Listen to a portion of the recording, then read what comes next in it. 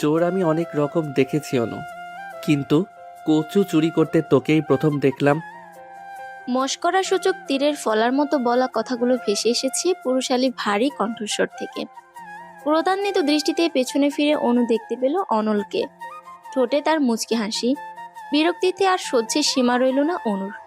রাগান্বিত স্বরে বলল, কচু চুরি করছি মানে? দেখেন অনল ভাই, উল্টাপাল্টা কোনো কথা বলবেন না বলে দিচ্ছি। যা বাবা, উল্টাপাল্টা কথা বললাম না কি আমি?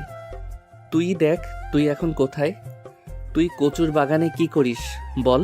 নাগিন ড্যান্স দিয়ে আপনার কোনো সমস্যা? না না, আমার কেন সমস্যা হবে? তবে তোকে নিয়ে খুব চিন্তা হচ্ছে। অনুর কপালে এবার ভাঁজ পড়ে। এই লোকটি সুযোগ পেলে অনুকে হেনস্থা করতে ছাড়ে না। সে নাকি আবার অনুরই জন্য চিন্তা করছে। দুহাত বগল দাবা করে। তা কি চিন্তা হচ্ছে শুনি? ঠোঁটের হাসিটা চওড়া করে অনল বলে, তুই তো এমনিতেই চুলকানি মানুষ, আবার নাকি কচু খেতে নাগিন ডান্স করছিস। চুলকাতে চুলকাতেই তো পটল তুলবি। রাগে দাঁত কিরমির করছে অনু। রাগের চোটে বলার মতো কোনো কথাও খুঁজে পাচ্ছে না। কিন্তু থেমে থাকার মেয়ে অনু নয়। শাসিয়ে শাসিয়ে সে বলল, আপনার মুখে কস্টেপ লাগিয়ে তারপর আমার সামনে আসবেন বলে দিচ্ছি, অসভ্য লোক। একই রে, তোর ভালোর জন্যই তো বললাম। রাখেন আপনার ভালো, অযথা বিরক্ত না করে এখান থেকে চলে যান। দেখ অনু, তুই কিন্তু সবসময় আমার সাথে বাজে ব্যবহার করিস। আপনি লোকটাই যে এমন। কেন রে, তোর কোন বাড়াভাতে ছাই দিয়েছি আমি? তুই কচু চুরি করছিস কর, আমি মাকে বলবো না। আমি মোটেও কচু চুরি করছি না অনল ভাই। আমি তো ঠোঁটের হাসিটা চওড়া করে অনল বলে, ও আচ্ছা, বুঝেছি। তুই কচুর লতি চুরি করছিলি। আচ্ছা কর, সমস্যা নেই। এটাও আমি মাকে বলবো না। তবে শর্ত একটাই, চিংড়ি মাছ দিয়ে সুন্দর করে লতি রান্না করে এক বাটি আমাদের বাসায়ও দিয়ে যাবি। একটা লেবু কেটে দিস তরকারিতে, তাহলে আর গলা চুলকাবে না। হয়েছে, বলা শেষ আপনার। একবার বলতে শুরু করলে আপনার আর থামাথামির কোনো নাম নেই। আশ্চর্য লোক আপনি ভাই, কেমনে পারেন আপনি? আমি একবারও বলেছি কচুর লতি চুরি করতে আসছি আমি? ও, কচুর লতিও না, তাহলে কি কচুমুখী? এবার ক্ষেপে অনেকটা কাছে এগিয়ে যায় অনু। অনলের দিকে একটু ঝুঁকে চিবিয়ে চিবিয়ে বলে, আপনাকে খুন করে ফেলবো আমি। রাগের চোটে কচু তুলে নিয়েছিল অনু। এই কচুতে আমি মরবো না রে অনু, কিন্তু চুলকাবে খুব। সরা প্লিজ। বলে অনু সরে যায়। আবারও গাছগাছালির ভেতর খুঁজে বেড়ায় পিলুকে। সকাল থেকে পিলুকে পাচ্ছে না। ছোট বোন তিনু বলল, অনল ভাইয়ের বাড়ির বাগানে নাকি পিলুকে দেখেছিল। অনল সম্পর্কে ওদের প্রতিবেশী, তবে আরো একটা পরিচয়ও রয়েছে, সে অনুর মায়ের বেস্ট ফ্রেন্ডের ছেলে। অন্যদিকে পিলু হচ্ছে অনুর খরগোশ। দুদিন হবে অনুর বয়ফ্রেন্ড তাসিন গিফট করেছে। অনল গলা খাখারি দিয়ে বলে, অনু, তুই যে রেগে গেলে দাঁতে দাঁত পিষিস, তখন এক কাজ করবি, কয়েক টুকরো আদা রসুন দাঁতের নিচে দিয়ে রাখবি, তাহলে তোর রাগও কমবে, আবার আদা রসুন বাটাও হয়ে যাবে। অগ্নিদৃষ্টি নিক্ষেপ করে একবার অনলের দিকে তাকিয়ে আবারও পিলুকে খুঁজতে শুরু করে। কোনো প্রত্যুত্তর না পেয়ে অনল জিজ্ঞেস করে, তুই কি কিছু খুঁজছিস? হুম। কি খুঁজিস? পিলুকে। ওহো, তোকে তো একটা কথা বলাই হয়নি অনু। তোর পিলুকে তো আমাদের বাগানে দেখেছিলাম, পরে আমার রুমের বারান্দা থেকে দেখতে পেলাম একটা কুকুর মুখে করে তোর পিলুকে নিয়ে যাচ্ছে। আহারে, কি খারাপটা যে লেগেছে আমার। মুহূর্তেই চোখ ফেটে অশ্রু নির্গত হয় অনুর। সে পিলুকে ভীষণ ভালোবাসে। ফুফিয়ে ফুফিয়ে কেঁদে বলল, আর আপনি চুপচাপ দেখলেন? নিচে এসে কেন আটকালেন না? এসেছিলাম তো, তার আগেই চলে গেছে। অনু আর কিছু বলল না। বাচ্চাদের মতো কাঁদতে কাঁদতে নিজের বাসায় চলে যায়। বাড়িতে ফিরে এসে ঘরে বসে কাঁদছে সে। তখন ওর মা আমেনা বেগম ঘরে প্রবেশ করেন। জিজ্ঞেস করলেন, কি রে, তুই কাঁদছিস কেন? মায়ের প্রশ্ন শুনে ঠোঁট ভেঙে কান্না আসে অনুর। ফুফিয়ে ফুফিয়ে বলেন, আমার পিলুকে কুকুর নিয়ে গেছে। তোমার বান্ধবীর ছেলে দেখেও পিলুকে বাঁচায়নি। বেশ হয়েছে, পশু পাখি দিয়ে ঘরদোর একদম ভরে ফেলেছিস। মাঝে মাঝে সন্দেহ হয় পশু পাখি আমাদের বাড়িতে থাকে নাকি আমরা ওদের বাড়ি থাকি। তুমি এইভাবে কেন বলছো মা? তাহলে আর কিভাবে বলবো বল? এত পশু পাখি কেউ শহরের বাড়িতে পালে? এটা কি গ্রাম পেয়েছিস? শখ করি, পালি মা, আমার ভালো লাগে। তাহলে গরু ছাগলও কিনে দিই, এগুলো কেন বাকি থাকবে? ঘরের মধ্যে গরু ছাগলও পালা শুরু করে দে। কথাগুলো বলে রাগে গজগজ করতে ঘর থেকে বের হয়ে যান তিনি। অসহায় দৃষ্টিতে সেদিকে তাকিয়ে থাকে অনু। একটু মায়া দয়াও বুঝি তার অনুর জন্য হয় না, হবেই বা কি করে। সব ভালোবাসা মায়া তো তার বান্ধবীর ছেলের জন্য, ওই বজ্জাত অনলের জন্য। অনলের কথা মনে পড়তেই রাগে দাঁত মুখ খিচে বিড়বিড় করে অনু। ভগ্ন হৃদয় এবং বিষাদিত চোখনযুগল মেলে আকাশমুখী হয়ে সোফায় শুয়ে আছে অনু। বারবার পিলুর শোকে সে মূর্ছা যাচ্ছে। এই শোকে দুপুরে খাওয়াও হয়নি। এ নিয়ে আমেনা বেগমের রাগের শেষ নেই। খরগোশ তো নয়, যেন ওর বাচ্চা চুরি করে নিয়ে গেছে কেউ। তিনু পাশ কাটিয়ে চলে যাওয়ার সময় পেছন থেকে অনু ডাকে। তিনু পিছন ফিরে দাঁড়িয়ে পড়ে। কোথায় যাচ্ছিস? ছাদে যাই গাছে পানি দিতে। আমায় দে, আমি যাচ্ছি। সমস্যা নেই আপু, আমি পারবো। আমি জানি তুই পারবি, মন ভালো নেই। প্রকৃতির সঙ্গে কিছু সময় কাটালে ভালো লাগবে। তবে যাও। পানি ভর্তি বালতি নিয়ে হেলতে দুলতে ছাদে যায় অনু। ছাদের উঠোন জুড়ে মিষ্টি রোদ। শীতের সময়টা এই মিষ্টি রোদ অমৃতের মতো লাগে। কিন্তু অনুর এখন কোনো অনুভূতিই হচ্ছে না। সে গাছে পানি দিচ্ছে আনমনে। হঠাৎ করে চোখ যায় নিচে। অনল খালি গায়ে দাঁড়িয়ে রয়েছে। ক্রোধে ফুঁসে ওঠে অনু। মনে মনে বিড়বিড় করে বলে, অসভ্য ইতর লোক, তুই ইচ্ছে করে আমার পিলুকে বাঁচাসনি। আজ দেখ আমি কি করি। বালতিতে থাকা অবশিষ্ট সবটুকু পানি সে অনলের গায়ে ঢেলে দেয়। দুতলা ছাদ থেকে পানি ফেলার সুবাদে একদম ঠিক ঠিক সব পানি অনলের গায়ে পড়েছে। একে তো শীতের দিন, তার উপর ঠান্ডা পানি। অনলের বিস্ময়ের শেষ নেই। উপরে তাকিয়ে অনুকে দেখতে পেয়ে রাগান্বিত স্বরে জিজ্ঞেস করে, এটা কি করলি তুই? অনলকে রাখতে দেখে পেট ফেটে হাসি আসছে অনুর। কিন্তু সে কোনো রকমে ঠোঁট টিপে হাসি আটকে রাখার চেষ্টা করে বলে, কি হলো অনল ভাই? অনুর চোখে মুখে স্পষ্ট দুষ্টুমির ছাপ। অনলের বুঝতে অসুবিধা হয় না যে জেনে বুঝে ইচ্ছে করেই অনু কাজটা করেছে। সে চিবিয়ে চিবিয়ে বলে, কি হলো? আবার আমাকেই জিজ্ঞেস করছিস পানি ফেললি কেন? ওহো, আপনি খালি গায়ে দাঁড়িয়েছিলেন। আমি ভাবলাম আপনার বোধহয় গরম লাগছে, তাই তো পানি ফেললাম। ওগুলো ভালো পানি ছিল। আপনার গায়ে কি আর আমি নোংরা পানি ফেলতে পারি? কোষে মারবো এক থাপ্পড়। ফাজিল মেয়ে। শীতের দিনে কারো গরম লাগে? মাত্রই গোসল করে এসে আমি রোদে দাঁড়িয়েছিলাম, আর তুই গায়ে পানি ঢেলে দিলি। এতে আমার কি দোষ? আমি কি জেনে বুঝে দিয়েছি নাকি? ছাদে রোদ থাকতে আপনি উদম গায়ে নিচে দাঁড়িয়ে যে রোদ পোহাচ্ছেন আমি বুঝবো কিভাবে? আমার সঙ্গে তুই চালাকি করিস না। আমি বেশ ভালো করেই জানি যে তুই ইচ্ছে করেই এই কাজটা করেছিস। একদমই না, সত্যি বলছি। অনুর বাচ্চা, তুই ওইখানেই দাঁড়া, আজ তোকে আমি মজা দেখাচ্ছি। এই বলেই অনল বাড়ির ভেতর প্রবেশ করে ছাদে যাওয়ার জন্য। এদিকে ভয়ে হাত পা অসাড় হয়ে আসছে অনুর। না জানে ছাদে এসে কোন কাণ্ড করে বসে। অনল ছাদে এসে হাত মুচড়ে ধরে অনুর। ব্যথা টু শব্দ করতেই যেন অনু ভুলে বসেছে যে এই ভয়ে ট্যাঙ্কির পেছনে লুকিয়েছিল। অথচ লাভ কিছুই হলো না। ঠিক ঠিক খুঁজে বের করেছে। শালা ডাফার। মনে মনে গালি দিয়েও অনু ক্ষান্ত হয় না। অনল এবার আরো জোরে হাত মুচড়ে বলে, আমার সাথে বিটলামি করার সাহস কোথায় পেলি তুই? আমি কোনো বিটলামি করিনি, সত্যি বলছি। কোনটা সত্যি আর কোনটা মিথ্যা সেটা আমি জানি। তুই যদি ডালে ডালে চলিস তাহলে আমি চলি পাতায় পাতায়, বুঝছিস? আমায় বিশ্বাস করেন। মরে গেলেও না, তোকে এখন আমি ট্যাঙ্কির পানিতে চুবাবো। চল। না না না, টাঙ্কির পানি অনেক ঠান্ডা, জমে বরফ হয়ে যাব আমি। আমি তো সেটাই চাই। আমার সাথে বিটলামি করার আগে এটা মাথায় ছিল না? মনে মনে বারবার আল্লাহকে ডাকছে অনু। অনলকে সে ভালো করেই চেনে। ট্যাঙ্কির পানিতে চুবানোর সিদ্ধান্ত যেহেতু নিয়েছে, তখন একটা হলেও নাকানি চুবানি খাওয়াবেই। অনুর মনের ডাক আল্লাহ শুনেছে। ওই সময়ে ছাদে এসে উপস্থিত হয় অনিক, অনলের ছোট ভাই। সে ছাদে এসে বলে, ভাইয়া তুমি ছাদে, আর আমি তোমায় কত জায়গায় না খুঁজলাম। কেন? কি হয়েছে? মা তোমায় খুঁজছে, কিন্তু তোমরা এখানে কি করছো? এই বজ্জাত মেয়ে আমার গায়ে ঠান্ডা পানি ঢেলে দিয়েছে। অনলের হাতটা কিঞ্চিত আলগা হয় দ্রুত নিজের হাত ছাড়িয়ে নেয় অনু। অসহায়ের মতো মুখ করে বলে, বিশ্বাস করো অনিক ভাইয়া, আমি ইচ্ছে করে কাজটা করতে চাইনি। আমি তো ভেবেছি ওনার। চুপ, একদম চুপ, মিথ্যাবাদী। ধমকে কিছুটা চমকেও যায় অনু। ওদের ঝগড়া দেখে মিটিমিটি হাসে অনেক। ছোট থেকে দুজনেরই সাপে নেউলের সম্পর্ক দেখে আসছে। সুযোগ একবার পেলেই হচ্ছে। কেউ কাউকে জব্দ করতে সেই সুযোগ এক তিল পরিমাণ পর্যন্ত ছাড়বে না। তবে এর একটা বিহিত এখন করতেই হবে, নয়তো দুজনের ঝগড়া চলতে চলতে রাত হয়ে যাবে। তবুও ঝগড়া থামবে না। অনেক পণ্ডিতের মতো অঙ্গভঙ্গি করে বলে, আচ্ছা আচ্ছা, ঝগড়া অনেক হয়েছে, এখন অনু ঘরে যাও, আর ভাই আমার সঙ্গে বাসায় চলো। অনুর দিকে তাকিয়ে রাগ দেখিয়ে বলল, কিসের বাসায় যাব? আগেই পাজি মেয়েটাকে আমি শায়েস্তা করব। ছাদের দরজার সামনে এসে বলে, আপু, গাছে পানি দেওয়া শেষ হয়নি? সঙ্গে অনল এবং অনিককে দেখে একটু চমকিতই হলো যেন। আসলে চমকায়নি, অবাক হওয়ার অভিনয় করেছে মাত্র। অনেক আসার আগে তিনুকে বলেই এসেছে।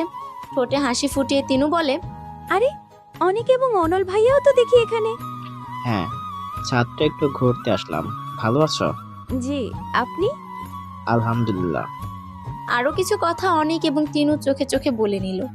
এখান থেকে পালানোর জন্য অনু তাড়া দিয়ে বলল, মা আমায় ডাকছে তাই না? হ্যাঁ, তাড়াতাড়ি ভেতরে চলো। অন্যদিকে তাকিয়ে আছে অনল। অনু তিনুর হাত ধরে হাঁটা ধরে।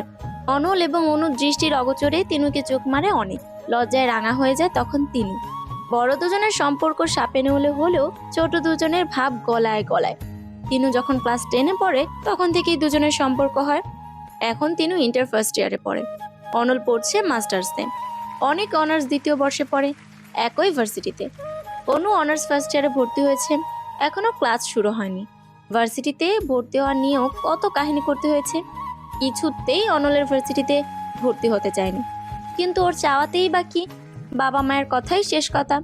আর তাদের পিছনে কলকাঠি নাড়ছে বজ্জাত অনল হুঁ। আমেনা বেগম রান্না করছিলেন। পিলুর জন্য মনটা ভালো নেই অনুর। খাওয়ার প্রতি রুচি মরে গেছে। একটু ঝাল ঝাল করে চিংড়ি দিয়ে নুডলস খেতে ইচ্ছে করছে। অনু রান্নাঘরের দিকে এগোয়, মায়ের উদ্দেশ্যে বলে, আম্মা, কি? নুডলস খাবো। এই সময়? খুব খেতে ইচ্ছে করছে। আচ্ছা, রান্না শেষ হোক। কলিং বেলের শব্দ শুনে আমেনা বেগম আবার বললেন, ময়লাওয়ালা আসছে মনে হয়, যা তো ময়লাগুলো দিয়ে আয়। আমি রান্নাঘরে তোমার ময়লা নিতে আসছি? বেশি কথা না বলে যা বলছি তাই কর, যা। হুম। প্রচন্ড অনীহা নিয়ে ময়লার ঝুড়ি হাতে তুলে নেয় অনু। রাগে গজগজ করতে করতে দরজা খুলে ময়লাগুলো সামনে ধরে বলে, ময়লা নিয়ে বিদায় হন। সামনের লোকটি অবাক হয়ে তাকিয়ে আছে। ইতস্তত করে ক্ষীণ স্বরে বলে, আমাকে দেখে কি আপনার ময়লাওয়ালা মনে হচ্ছে? এবার অনু ভালো করে খেয়াল করে ময়লার ঝুড়ি নামিয়ে রাখলো। লোকটিকে দেখে তো ময়লাওয়ালা মনে হচ্ছে না। ফর্মাল ড্রেস, চোখে মোটা ফ্রেমের চশমা, দেখতে ভদ্রলোক লাগে। অনু জিজ্ঞেস করলো, কে আপনি? চশমা ঠিক করে বলে, জি, আমি অয়ন। অয়ন না কয়েন সেটা জানতে চাইনি। এখন কেন এসেছেন? কাকে চান? জি, আমি একজন ডাক্তার। ডক্টর কামাল স্যার আমায় পাঠিয়েছেন। ডাক্তার? আপনি কি পাখির ডাক্তার? অয়ন বিব্রত বোধ করতে লাগলো এই প্রশ্নে।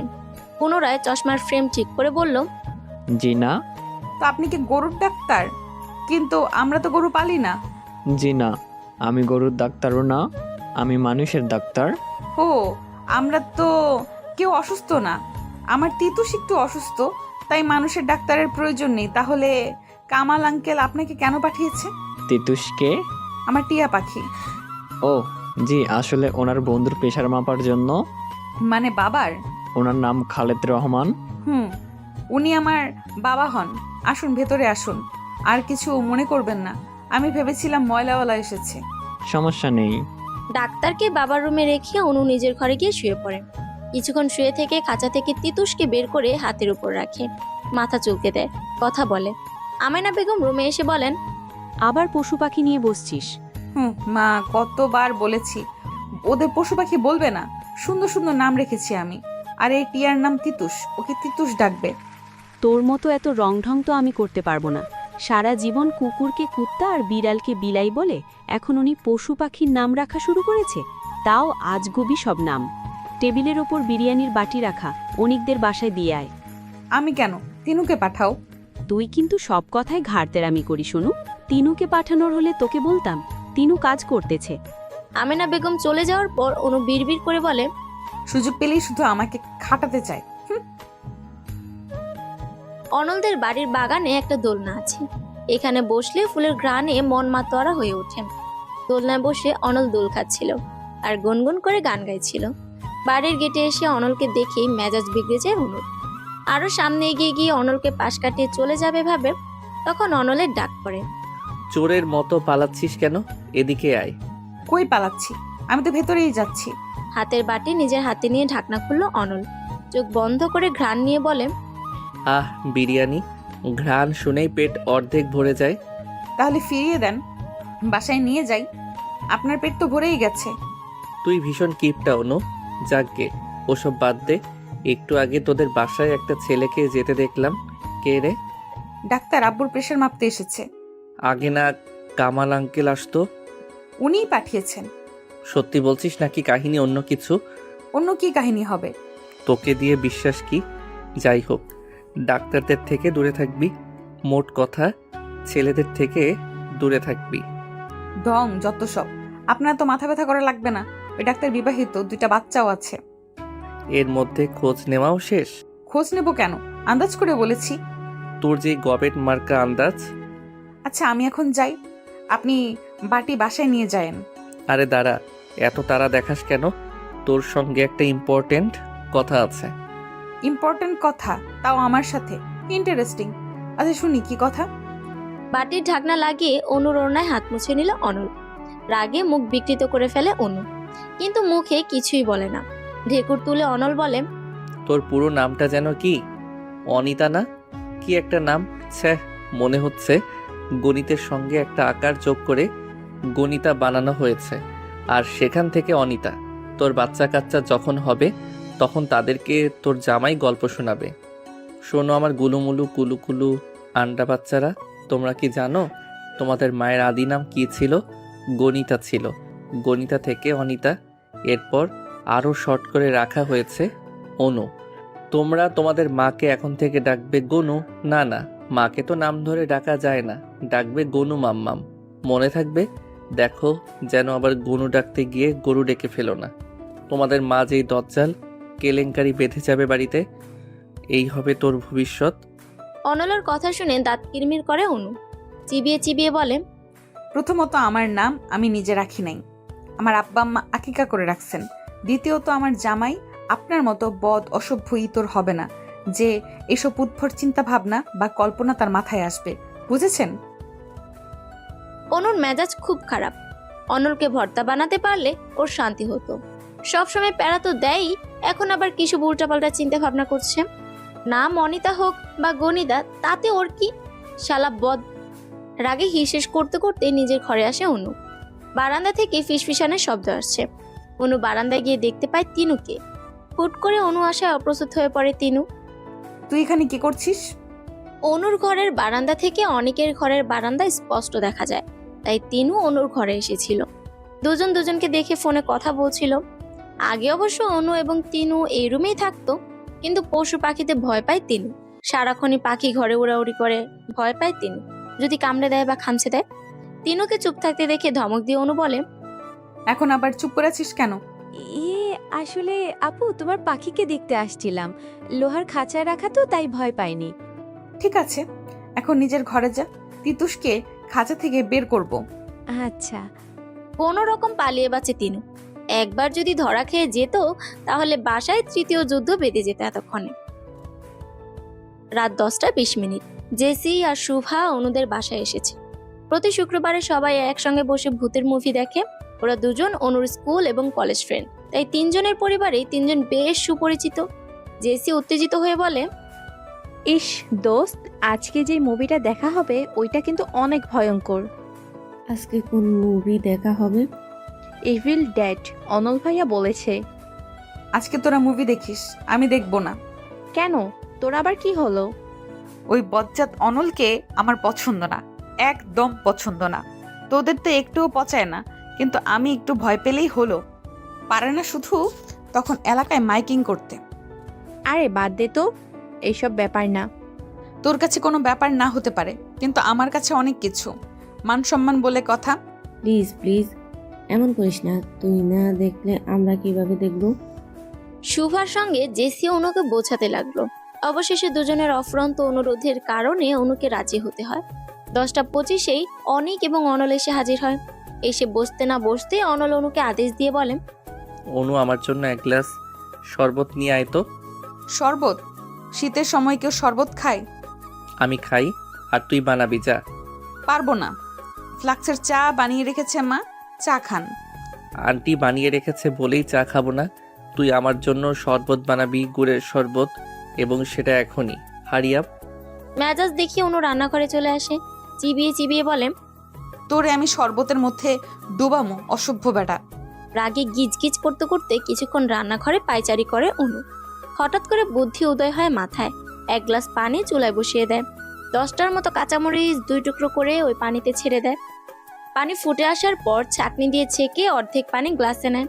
তারপর ফ্রিজ থেকে ঠান্ডা পানি বের করে গ্লাসের গরম পানির সঙ্গে মিক্সড করেন। 1 চামচ ঝোলা গুড় আর 5 চামচ লবণ মিশিয়ে তৈরি করে স্পেশাল শরবত। গ্লাস হাতে নিয়ে বাঁকা হাসি দিয়ে স্বগতোক্তি করে বলে, এবার তোমার শরবত খাওয়ার শখ মিটিয়ে দেবো চান্দু। শরবত নিয়ে ড্রয়িং রুমে যায় অনু। মুভি অলরেডি শুরু হয়েছে। গ্লাস নিয়ে অনল বলে, এত লেট লতিফ হলে চলে? অনু কিছু বলল না। অপেক্ষায় রইল অনলের শরবত পান করা দেখার। আরাম করে বসে অনল শরবতে চুমুক দেয়। এক ঢোক গিলতেই প্রায় চেঁচাতে গিয়েও নিজ হাত দ্বারা মুখ বন্ধ করে রাখে। রক্তবর্ণ চক্ষু ধারা সে তাকিয়ে থাকে অনুর দিকে। ওর মুচকি হাসি যেন অনলের শরীরে আগুন ধরিয়ে দিচ্ছে। মুভি না দেখে কাউকে কিছু না বলেই অনল বাসায় চলে যায়।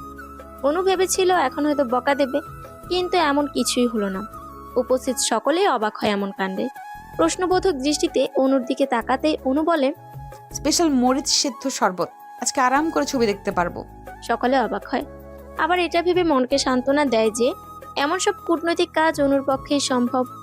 অনেক হতাশ হয়ে বলে, কবে যে তোমাদের ঝগড়াঝাটি মিটবে? যাই গিয়ে ভাইয়ার রাগ কমাই। তোমরা মুভি দেখো আজ।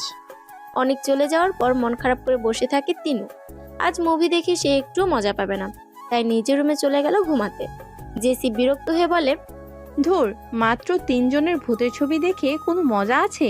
তিনিও চলে গেল, আমি যাই ঘুমাবো। আমিও যাব। তারপর দুজনে মিলে চলে গেল অনুর রুমে। অনুর সোফার উপর ভাব নিয়ে বসে বলল, যা, আমি একাই দেখবো। সাহস নিয়ে একা মুভি দেখার আশা করলো, সেই আশা বেশি দূর এগোলো না।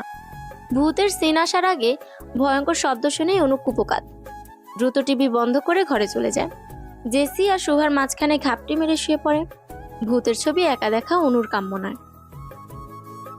সকালের দিকে এলোপাথারি ধাক্কাধাক্কিতে ঘুম ভাঙে অনুর। চোখ কষলে বিছানায় বসতে দৃষ্টি যায় তিনুর দিকে। বিরক্তিসূচক চয়ের মতো শব্দ করে অনু বলে, এভাবে ডাকলি কেন? আরে আগে ড্রয়িং রুমে আসো তাড়াতাড়ি। তিনু এক প্রকার টেনেই নিয়ে গেল অনুকে। ড্রয়িং রুমে গিয়ে চমকে যায় অনু। অনলের কোলে পিলুকে দেখে খুশিতে লাফিয়ে ওঠে। ছো মেরে অনলের কোল থেকে নিজের কোলে নিয়ে আদর করতে থাকে। আনন্দিত হয়ে অনলকে জিজ্ঞেস করে, কোথায় পেলেন ওকে? আপনি যে বললেন কুকুর নিয়ে গেছে। ও তো পিলো নয়। তাহলে? তোর চোখের মাথা গেছে রে অনু। চোখ কষলে ভালো করে দেখ, এটা খরগোশ না। ওর মতো দেখতে একটা ছোট বিড়াল ছানা।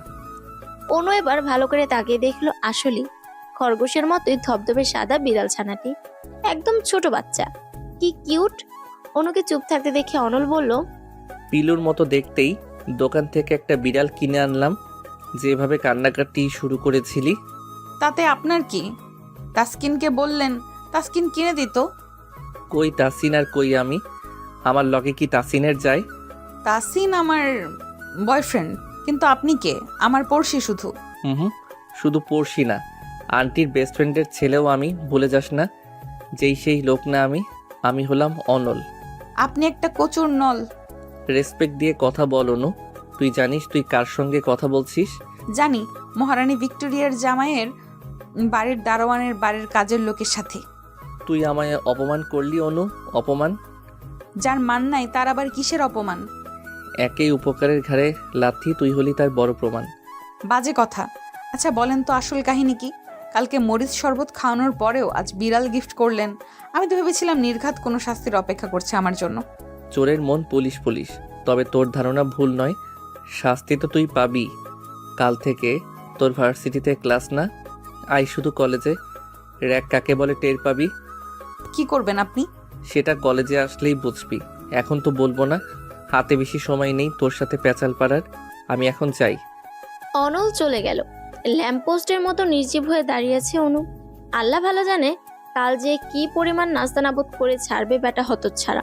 চুলের মাঝে হাত বুলাতে বুলাতে বাড়ি থেকে বের হয় অনল। বেশ হ্যান্ডসাম এক ছেলেকে বাড়ির সামনে দাঁড়িয়ে থাকতে দেখে থেমে যায়। ছেলেটির দৃষ্টি লক্ষ্য করে তাকিয়ে দেখে অনুর ব্যালকনির দিকে তাকিয়ে আছে সে। অনল ছেলেটির দিকে এগিয়ে গিয়ে প্রশ্ন করে, ওই দিকে কি দেখো? ছেলেটি প্রথমে হকচকে গেলেও পরে নিজেকে সামলে নেয়। হাসি হাসি মুখ করে বলে, ইয়ে কিছু না, পাখি দেখছিলাম। কিছু না, আবার পাখি দেখছিলে। নাম কি তোমার? জি, তাসিন। তাসিন? ও, মনে পড়েছে, তুমি অনুর বয়ফ্রেন্ড? ছেলেটি এবার ইতস্তত করতে থাকে।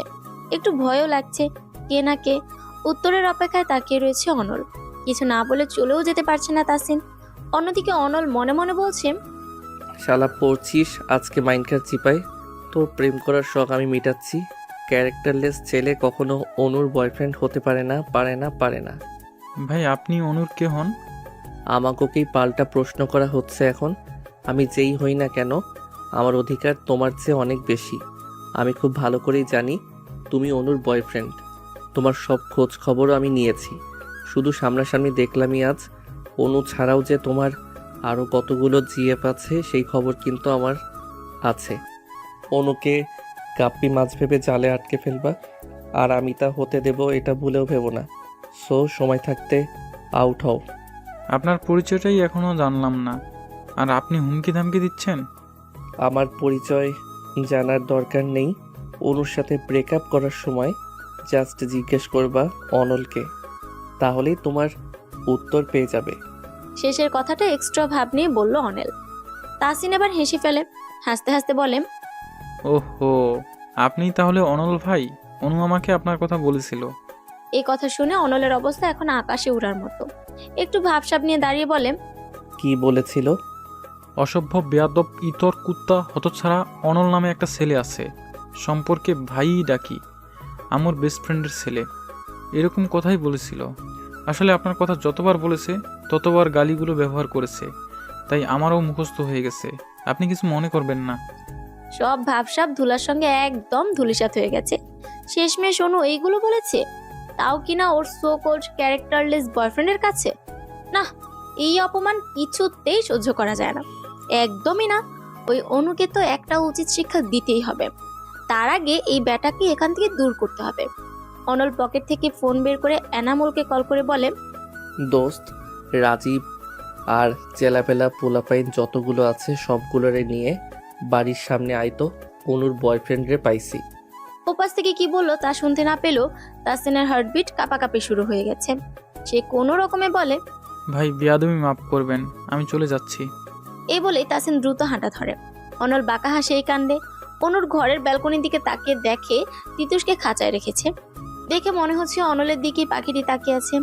পাখির উদ্দেশ্যে অনল বলে, ওই পাখির তোর নাম যেন কি? টুসটুস না? যাই হোক, টিসটিস বা টুসটুস একটা তো হবেই। শোন টুসটুস, তোর অনুর কপালে দুঃখ আছে, কাল শুধু ভার্সিটিতে আসতে দে। অতি শঙ্কা আতঙ্ক নিয়ে ভার্সিটিতে উপস্থিত হয়েছে অনু। গেটে দাঁড়ালেই কলেজ ক্যাম্পাস এবং মাঠটা সূক্ষ্মভাবে দৃষ্টিবন্দী হয়।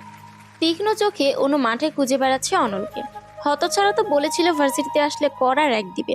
অনু নিজেই নিজেকে সান্ত্বনা দিয়ে বলে, এইসব র্যাটট্যাগে আমি ভয় পাই না, তবুও কেমন জানি লাগে। আচ্ছা, এত ভয় কেন পাচ্ছি আমি ওই ইডিয়েটটাকে? একদম ভয় পাবো না আমি। এমনিতেই তার উপর আমার মেজাজ খারাপ। আমার বয়ফ্রেন্ডকে হুমকি দেওয়া, শালা শুধু একবার যদি কাল রাতে তোকে বাসায় পেতাম তবে দেখতি। আমার ভয়ে লুকিয়ে কেন ছিলি? বল বল। আদতে অনল লুকিয়ে ছিল না, বরং বন্ধুদের সঙ্গে আড্ডা দিতে গিয়েছিল। তাসিনের কাছে হুমকির বিবৃতি শুনে তৎক্ষণাৎ ওর বাসায় গিয়েছিল অনু।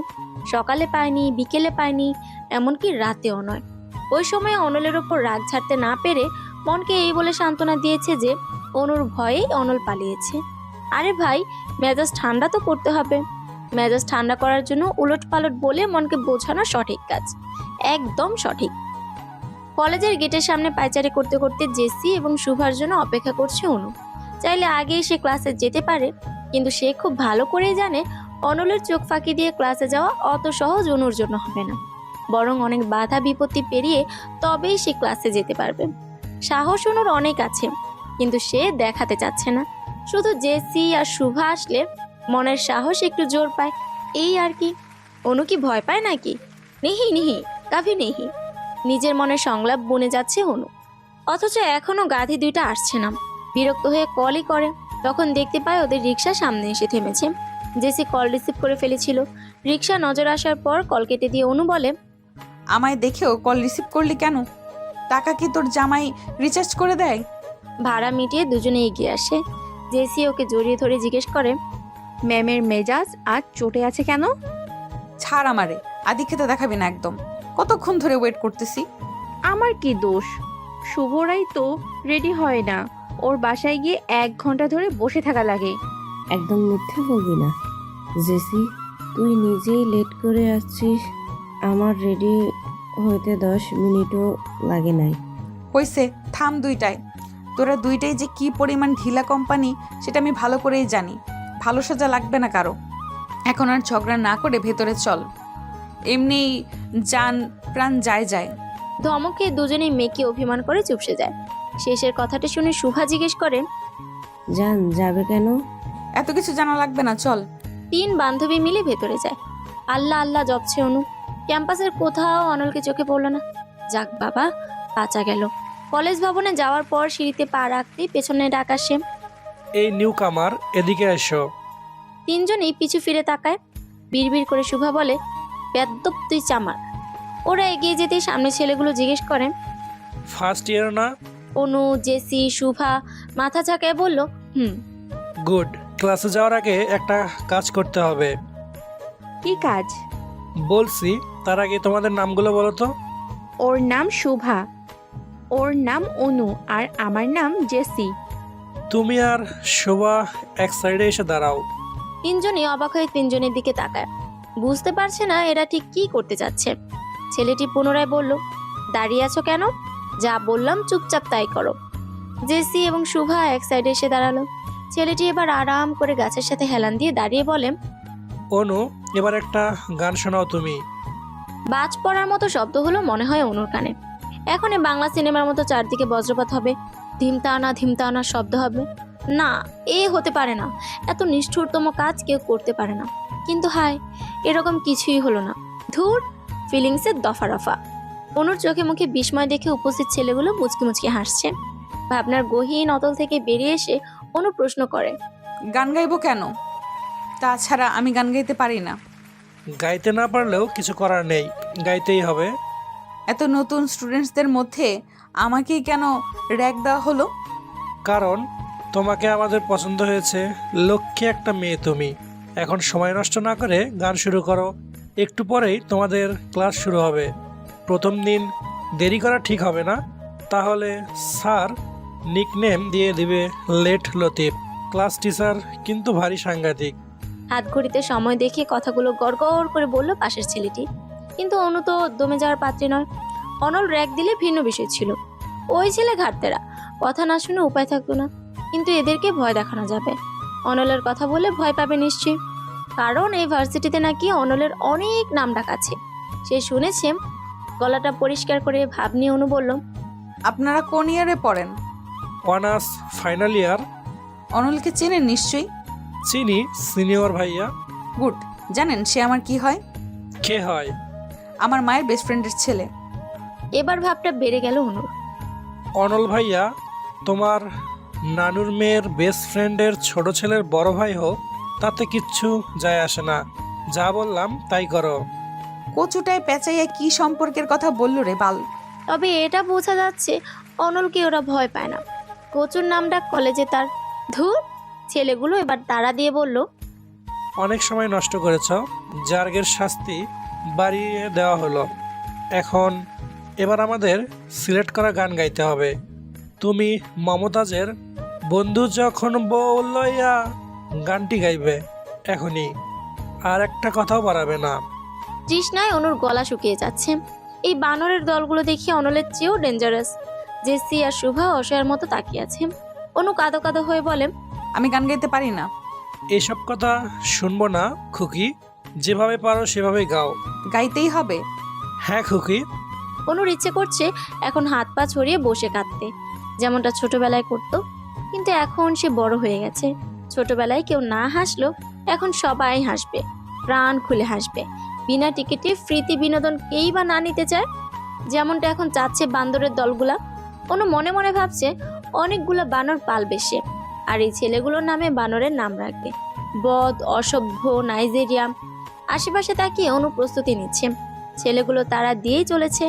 গান না গাইলে যে রক্ষে নেই তা হাড়ে হাড়ে বুঝতে পারছে। অবশেষে মানে জুতের ফালুদা করে অনু গান গাইতে শুরু করে। বন্ধু যখন বউ লইয়া আমার চোখের সামনে দিয়া রঙ্গ কইরা হাইটা যায়, বুকটা ফাইটা যায়। অনুর চোখ কাঁদো কাঁদো। দুঃখের কথা আর কি বলবো।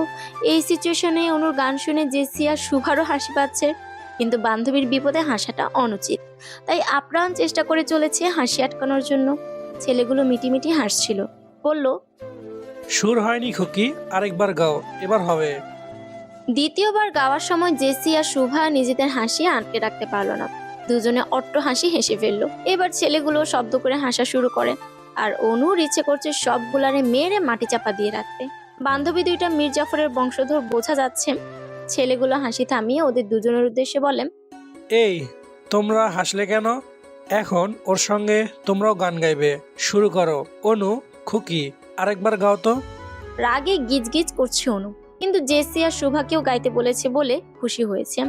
মীর জাফরের বংশধর এবার বুঝ মজা। তিনজনের ব্যাসুরা কণ্ঠে গান শুনে ছেলেগুলো হেসে লুটুপুটি খাচ্ছে। অনু পারলে চোখের দৃষ্টিতে ওদের ভস্ম করে দেয়। ক্লাস শুরুর ঘন্টা পড়ার পর ওরা বলল, অনেক সুন্দর গেয়েছো তোমরা, মাঝে মাঝে আমাদের একটু গান শুনিও কেমন খুকিরা? এখন ক্লাসে যাও, গুড লাক। গান শুনে মরলি না কেন বান্দরের দলগুলো? গানের সঙ্গে বিষ মেশানোর সুযোগ থাকলে সেই বিষ তোদের গিলাতাম, অসভ্য। বেইজ্জতি করে এখন আবার বলে গুড লাক। ইস, প্রথম দিনই বেইজ্জতি। কড়া দৃষ্টিতে ওদের দিকে তাকিয়ে মনে মনে কথাগুলো বলল অনু। তারপর 3 তলায় চলে গেল। হুট করে সিঁড়ির পাশের ক্লাস থেকে অনল বেরিয়ে আসে। অনুর পথ রোধ করে কানে কানে বলে, র্যাক কেমন লাগলো অনু?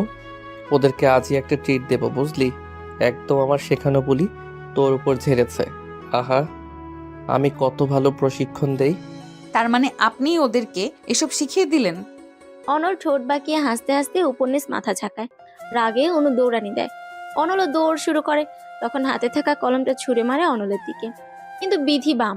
ভাগ্য খারাপ থাকায় অনলের গায়ে কলমটি লাগেনি, লেগেছে স্যারের গায়ে। স্যার কিছু বুঝে ওঠার আগেই অনু, জেসি আর শুভা দৌড়ে ক্লাসে যায়। আল্লাহ ভালো জানে মুখ দেখছে নাকি। স্যার ক্লাসে আসার আগে মাঝখানে সারিতে ঘাপটি মেরে বসেছিল 3 জন। প্রিন্সিপাল সহ সব টিচার এসে নিজেদের পরিচয় দিয়ে গেছে। তারা চলে যাওয়ার পর ক্লাস টিচার পরিচয় পর্ব শুরু করেন। অনু, জেসি আর শুভা ভয়ে তটস্থ হয়ে রয়েছে। ওদের পরিচয় পর্ব শেষ হওয়ার পর হাফ ছেড়ে বাঁচে, কারণ স্যার ওদের দেখেনি। দেখলে নির্ঘাত এখানেও একটা বেইজ্জতির শিকার হতে হতো। ভার্সিটির প্রথম দিনটাই বাজেভাবে শুরু হলো। ধ্যাৎ, সব হয়েছে ওই বজ্জাত অনলের জন্য।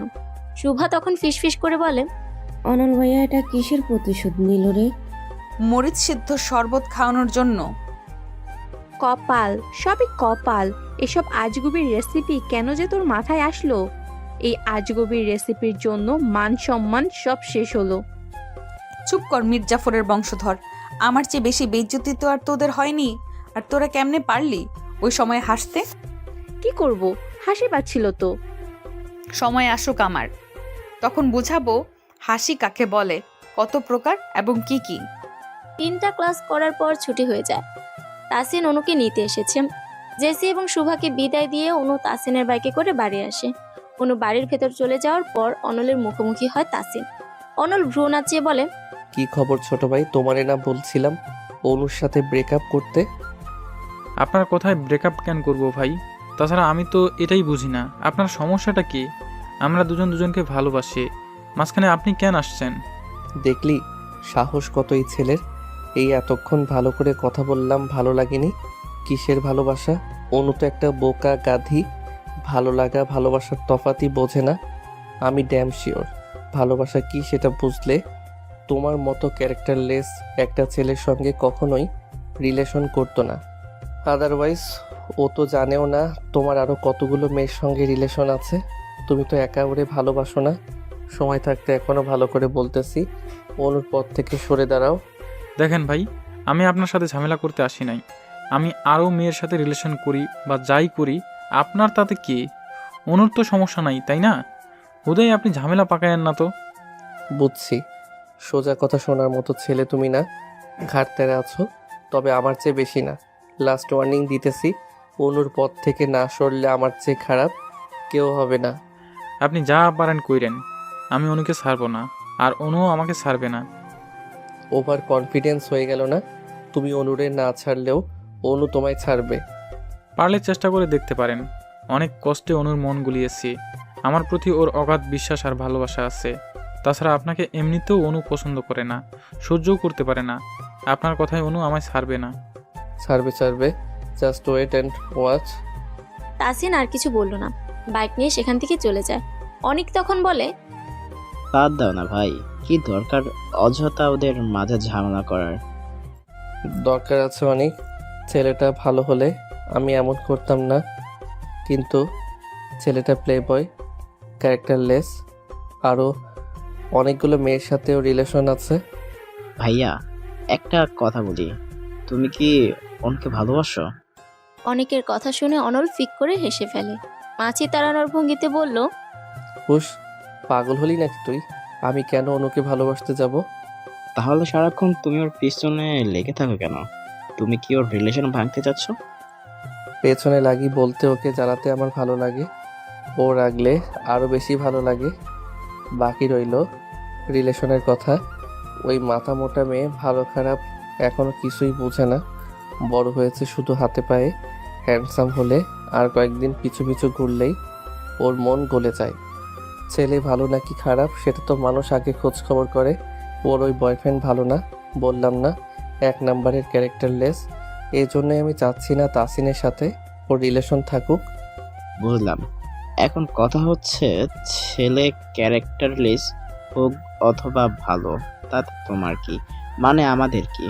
জীবন ওর, সিদ্ধান্ত ওর, যার সাথে ইচ্ছে রিলেশন করুক। এটা সিদ্ধান্ত নয়, অনেক আবেগ। অন্য আবেগের বশে কোনো ভুল কাজ করুক কিংবা কারো দ্বারা ওর ক্ষতি হোক, এটা আমি চাই না। এখন যাই, এনামুল দেখা করতে বলেছে। আচ্ছা যাও। অনেক বাড়ির ভেতর যাওয়ার পর অনল আসে অনুদের বাসায়। তিনি দরজা খুলে দেয়। অনল জিজ্ঞেস করে, অনু কি করে? আপু ঘুমাচ্ছে, এসেই শুয়ে পড়েছে।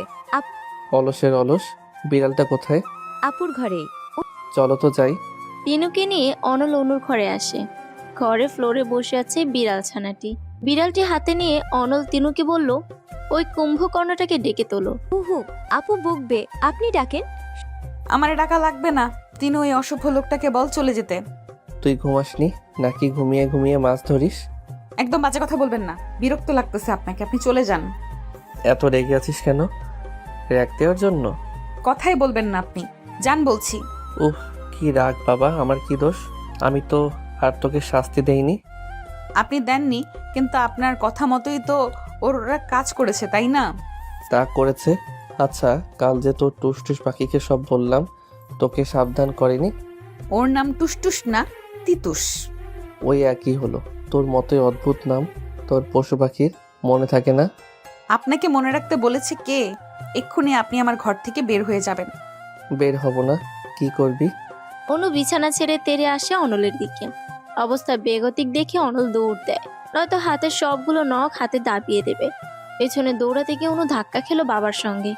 অস্ফুট স্বরে তিনু বলল, সর্বনাশ। খালেদ রহমান ভীষণ রাগী মানুষ, নিশ্চুপ এবং গম্ভীর স্বভাবের। সামনেই মাথা নত করে দাঁড়িয়ে রয়েছে অনু। তিনি তিরিক্ষ মেজাজে বলেন, সবসময় এত দৌড়াদৌড়ি কিসের? শান্তভাবে হাঁটা যায় না? সরি আব্বু। তিনি গললেন না, চেঁচিয়ে আমেনা বেগমকে ডাকেন। হন্ততন্ত হয়ে আমেনা বেগম রান্নাঘর থেকে বেরিয়ে আসেন। খালেদ রহমান বলেন, মেয়েদের শিক্ষা থেকে কিছু দাওনি না? মেয়েরা মায়ের থেকে শিখবে না তো কার থেকে শিখবে? কি হয়েছে সেটা তোমার মেয়েকে জিজ্ঞেস করো। এমন দূরত্বপূর্ণ স্বভাব বাদ দিতে বলো। নম্রতা ভদ্রতা কিছু শেখাও। কি হয়েছে? কি হয়েছে সেই তোমার মেয়েকে জিজ্ঞেস করো। এমন দূরত্বপূর্ণ স্বভাব বাদ দিতে বলো। নম্রতা ভদ্রতা কিছু শিখাও। তিনি অনলের দিকে একবার বিভাব সুদৃষ্টিতে তাকিয়ে চলে গেলেন বাইরে। এতক্ষণ একপাশে অনলও চুপ করে দাঁড়িয়েছিল। তিনি চলে যাওয়ার পর আমেনা বেগম জিজ্ঞেস করেন, কি করেছিলি তোরা দুটোই? আমার কোনো দোষ নেই আন্টি, তোমার মেয়েই তো আমায় দৌড়ানি দিয়েছে। এসব সত্যি অনু? হ্যাঁ সত্যি। কেন দৌড়ানি দিয়েছি সেই কারণটাও তার থেকে শুনে নিও। এরপর গটগট করে সে চলে যায় নিজের রুমে। দুজনের ঝগড়াঝাটি সম্পর্কে তিনি বেশ ভালো করেই অবগত, তাই আর খাটালেন না এই বিষয়ে। অনু ভীষণ রেগে আছে বলে আর রাগালো না অনল। এই রাগ যে আবার কোনভাবে প্রয়োগ করবে কে জানে। 5 বার ফোন দিয়েছিল তাসিন, ফোন সাইলেন্ট থাকায় শুনতে পায়নি অনু। বিছানায় গা এলিয়ে দিয়ে ফোনটা হাতে নিতেই দৃষ্টিতে পড়ে, কল ব্যাক করে সে, কিন্তু তাসিন কেটে দিয়ে ব্যাক করেন। মনক্ষুণ্ণ হয়ে অনলের করা থ্রেডের কথা অনুকে জানায়। অগ্নিশিখা দাউ দাউ করে জ্বলছে অনুর দু চোখে। তৎক্ষণাৎ ফোন রেখে অনু অনলকে খুঁজতে যায়। আজকে তো ওর খবর আছেই। চায়ের দোকানে বসে পা দুলিয়ে দুলিয়ে চা পান করছিল অনল এবং ওর বন্ধুরা। দূর থেকে অনুকে আসতে দেখে রাজীব বলল, দোস্ত, অনু আসতেছে, দেখে তো মনে হচ্ছে রেগে ফায়ার হয়ে আছে। রাজীবের কথায় ঘাড় বাঁকা করে পেছনে তাকায় অনল। ততক্ষণে অনু অনেকটা কাছে চলে এসেছে। পায়ের গতি বাড়িয়ে অনলের সামনে এসে দাঁড়ায়। অনল এবার ঘুরে অনুর মুখোমুখি বসে চায়ের কাপে চুমুক দেয়। কোমরে হাত রেখে বড় বড় করে শ্বাস নিচ্ছে অনু। কাপের চাটুকু শেষ করে অনল অনুর উদ্দেশ্যে বলে, সাপের মতো হিস হিস করছিস কেন অনু? তুই কি সাপের দেবী? এমনিতেই অনলের ওপর তার রাগের সীমা নেই, তার উপর এখন উল্টাপাল্টা কথা বলছে। রাগের মাত্রা দ্বিগুণ থেকে 4 গুণ হয়ে যায়। অনু কটমট করে তাকিয়ে থাকে অনলের দিকে। নাক ফুলিয়ে দাঁতে দাঁত পিষে বলে, আপনি তাসিনকে কি বলেছেন? তাসিনকে? ও মনে পড়েছে, সো কল বয়ফ্রেন্ডের কথা বলছিস? কি বলবো ওই বলদটাকে? কিছুই বলিনি। অনু নিচের ঠোঁট কামড়ে রাগ কন্ট্রোল করার চেষ্টা করছে। চায়ের দোকানদার আর অনলের বন্ধুরা অনুর দিকে তাকিয়ে আছে। এখানে বেশি কিছু বলা মানে সিন ক্রিয়েট করা। এলাকার সবাই জানে অনু শান্তশিষ্ট লক্ষ্মী মেয়ে। এই খেতাবগুলো বজ্জাত অনলের জন্য নষ্ট করতে চাচ্ছে না। যা বলার আন্টিকেই বলতে হবে। মনে মনে হিসাব কষিয়ে অনু চলে যাওয়ার জন্য উদ্যত হয়। কয়েক কদম এগোনোর পর অনল অনুর নাম ধরে ডাকে। ডাক শুনে পিছু ফিরে অনু অনলের দিকে অগ্নিদৃষ্টি নিক্ষেপ করে। তারপর হন হন করে আবার হাঁটা শুরু করে। অনল দৌড়ে যায় অনুর কাছে, পাশাপাশি হাঁটতে হাঁটতে বলে, এতদিন ভাবতাম ওই বলদটাকে বলদ বললেও সত্যিকার অর্থে বলদ নয়, কিন্তু আজকে প্রমাণ হলো ওই শালায় শুধু বলদই নয়, একটা রাম ছাগলও। আপনি কিন্তু বেশি বাড়াবাড়ি করছেন। বাড়াবাড়ির কি দেখলি তুই? তোর ওই সো কল্ড বলদ বিএফকে যদি আর দেখেছি এই এলাকায়, তাহলে ঠ্যাং ভেঙে রেখে দেব।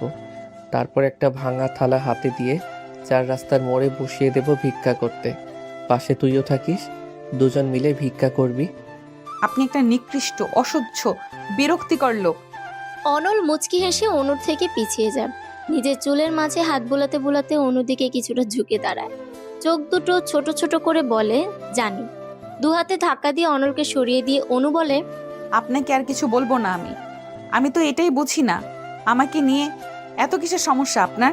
থাকবো না আর এই এলাকায়, মাকে বলে চলে যাব। তাই নাকি? চলে যাবি? আমিও দেখব তুই আন্টিকে কি করে রাজি করাস। রাগে চোখ মুখ গাল লাল হয়ে আছে অনুর। পারছে না শুধু অনলকে পানি ঝাড়াই গিলে খেতে। অনল বেশ উপভোগ করছে অনুর এই রিয়েকশন। অনলকে মুচকি মুচকি হাসতে দেখে আরো বেশি রাগ হয় অনুর।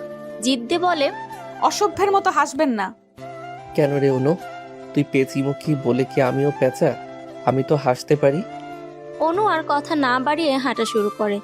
অনল শব্দ করে হাসতে হাসতে বলে, রাগলে তোকে লাল টমেটোর মতো লাগে অনু। অনু দাঁড়িয়ে যায়। অনলের দিকে ঘুরে দাঁড়িয়ে শান্ত কণ্ঠে জিজ্ঞেস করে, আপনি কি আমায় ভালোবাসেন অনল ভাই? অনলের হাসি থেমে যায়। চুপ করে তাকিয়ে থাকে অনুর দিকে। উত্তরের জন্য অপেক্ষায় দাঁড়িয়ে রয়েছে অনু। শান্ত ও শীতল বাতাস দুজনকে ছুঁয়ে দিচ্ছে। হঠাৎই অনল ফিক করে হেসে বলে, তোকে ভালোবাসতে যাব আমি? তোর চাইতে তো রাস্তার কোনো পাগলিকে ভালোবাসাও উত্তম। এবার মনে হচ্ছে রাগে কান দিয়ে ধোঁয়া বেরোচ্ছে অনুর। চারপাশে অনলকে মারার জন্য কিছু খুঁজছে। এদিকে পেটে হাত চেপে অনল হেসেই চলেছে। ইটের অর্ধেক টুকরো হাতে তুলে নিয়ে অনলের দিকে এগিয়ে আসে অনু। অনল পেছাতে পেছাতে বলে, এটা দিয়ে মারিস না রে অনু, মাথা ফেটে যাবে। আর মাথা ফেটে গেলে রক্ত বের হবে। রক্ত বের হলে আমি মারা যাব, আর আমি মারা গেলে আমার হবু বউ বিধবা হবে। তুই এটা করতে পারিস না অনু। শেষের লাইনটা বলতে বলতে অনু দৌড়ে আসতে শুরু করে। এবার অনলও দৌড় শুরু করে। জিদ্ধে ইট ছুঁড়ে মেরে ক্ষান্ত হয় অনু। যদিও অনলের গায়ে লাগেনি, অনু হাঁপিয়ে উঠেছে। পুরোতে 2 হাত রেখে ঝুঁকে দাঁড়িয়ে নিঃশ্বাস নিতে নিতে স্বগতোক্তি করে বলে, অসভ্য বানরের দল, জীবনটা তেজপাতা করে দিচ্ছে। প্রায় 1 সপ্তাহ হয়ে গেছে ক্লাস শুরু হওয়ার। প্রথম দিনের পর থেকে কেউ আর কিছু বলেনি ওদের, কিন্তু ওই ছেলেগুলোর সঙ্গে দেখা হলেই কেমন যেন আর চোখে তাকিয়ে মিটিমিটি হাসতো। স্টাইল করে আজ শুধু শাল পরে এসেছিল অনু। সকালে হালকা রোদ দেখে ভেবেছিল আজ ঠান্ডা তেমন পড়বে না। ভার্সিটিতে আসার পর হলো তার উল্টা। অনু অনলকে ওদের ক্লাসের সামনে দিয়ে যাওয়ার সময় জানালা দিয়ে ডাক দেয়। অনল বলল, কি বলবি তাড়াতাড়ি বল, সময় নেই হাতে। আপনার জ্যাকেটটা দেন না, ভেতরে তো সোয়েটার পরেছেন। কোন দুঃখে? ভেতরে সোয়েটার পরি বা ল্যাব কম্বল সাথে করে নিয়ে আসি, তাতে তোর কি? তুই কেন আমার জ্যাকেটের দিকে নজর দিবি, স্টুপিড মেয়ে? দেন না, এমন করেন কেন? খুব শীত করছে। করুক শীত, শীত করাই উচিত। ঢং করে সোয়েটার পরিসনি কেন? এখন থাক, দেখ কেমন লাগে। অনল সত্যি সত্যি জ্যাকেটটা দিল না, চলে গেল। অনুদের ক্লাসের কয়েকটা মেয়ে এবং ছেলে মিলে সাথীর জন্মদিন সেলিব্রেট করছিল ক্যান্টিনে। সাথী ওয়াশরুমে গিয়েছিল মুখ ধুতে। ক্যান্টিন থেকে বের হওয়ার সময় কিছু ছেলেদের হাসাহাসি করে বলা কথা অনলের কানে আসে। শালি এবার বুঝবে রিজেক্ট করার মজা। আমায় রিজেক্ট করে সাহস কত বড়। ওই শোন, সাথী আবার দেখেনি তো? আরে না, মন ওর চোখ ধরে নিয়ে আসছিল। ওই সময় আমি চেয়ারে সস ঢেলে রাখছিলাম, দেখে নাই। ছেলেগুলোর কথোপকথন শুনে অনলের মাথায় রক্ত উঠে যায়। সে সামনে এসে তিনটি ছেলেকে কষে থাপ্পড় দিল। অনল শাসিয়ে শাসিয়ে বলল, কলেজে এগুলো করতে আসছিস? প্রপোজ করলেই মেয়েদের রাজি হতে হবে? মাপ চাওয়ার কাছে। কি হয়েছে রে? মানুষ চিনতে শেখো আগে, তারপর বন্ধুত্ব করবে। নিজের সিটটা গিয়ে আগে দেখে আসো। তুমি যেখানে বসেছিলে সেই চেয়ারে ওরা সস রেখেছিল, রিভেন্স নিয়েছে। কেঁদো না। এক্সট্রা কোনো ওড়না থাকলে কোমরে বেঁধে নাও। নেই, আর সোয়েটারের ওপর দিয়ে হিজাব পরা। গেঞ্জি সিস্টেম সোয়েটার হওয়ায় খুলতেও পারবো না, আবার এই অবস্থায় কলেজের ভেতর যেতেও পারবো না। উপায়ন্তর না পেয়ে অনল নিজে ওর জ্যাকেট খুলে সাথীকে দেয়। তিনতলা থেকে সাথী আর অনলকে কথা বলতে দেখেছে অনু, জেসি আর সুফা। জ্যাকেট দেওয়ার দৃশ্যটি অগোচর হলো না। জেসি খেপে বলে, অসভ্যটা তোকে জ্যাকেট দিল না, অথচ সাথীকে ঠিকই দিল। অনু কিছু না বলে নির্জীব হয়ে তাকিয়ে রইল শুধু। হুট করে অনলের চোখও সেখানে যায়। দ্রুত অনু সেখান থেকে চলে যায়। সাথী বলল, অনেক ধন্যবাদ আপনাকে। একটা রিক্সা করে দেবেন প্লিজ? আসো। কথা বলতে বলতে ওরা ভার্সিটির বাইরে যায়। কৃতজ্ঞতার দৃষ্টিতে সাথী অনলের দিকে তাকায়। তিনুকে নিয়ে আইসক্রিম খেতে বেরিয়েছে অনু। শীতের দিনে আইসক্রিম খাওয়ার আলাদা রকম মজা আছে, কিন্তু বাবা মা একদম পছন্দ করে না। তাই দু বোন লুকিয়ে বের হয়েছে।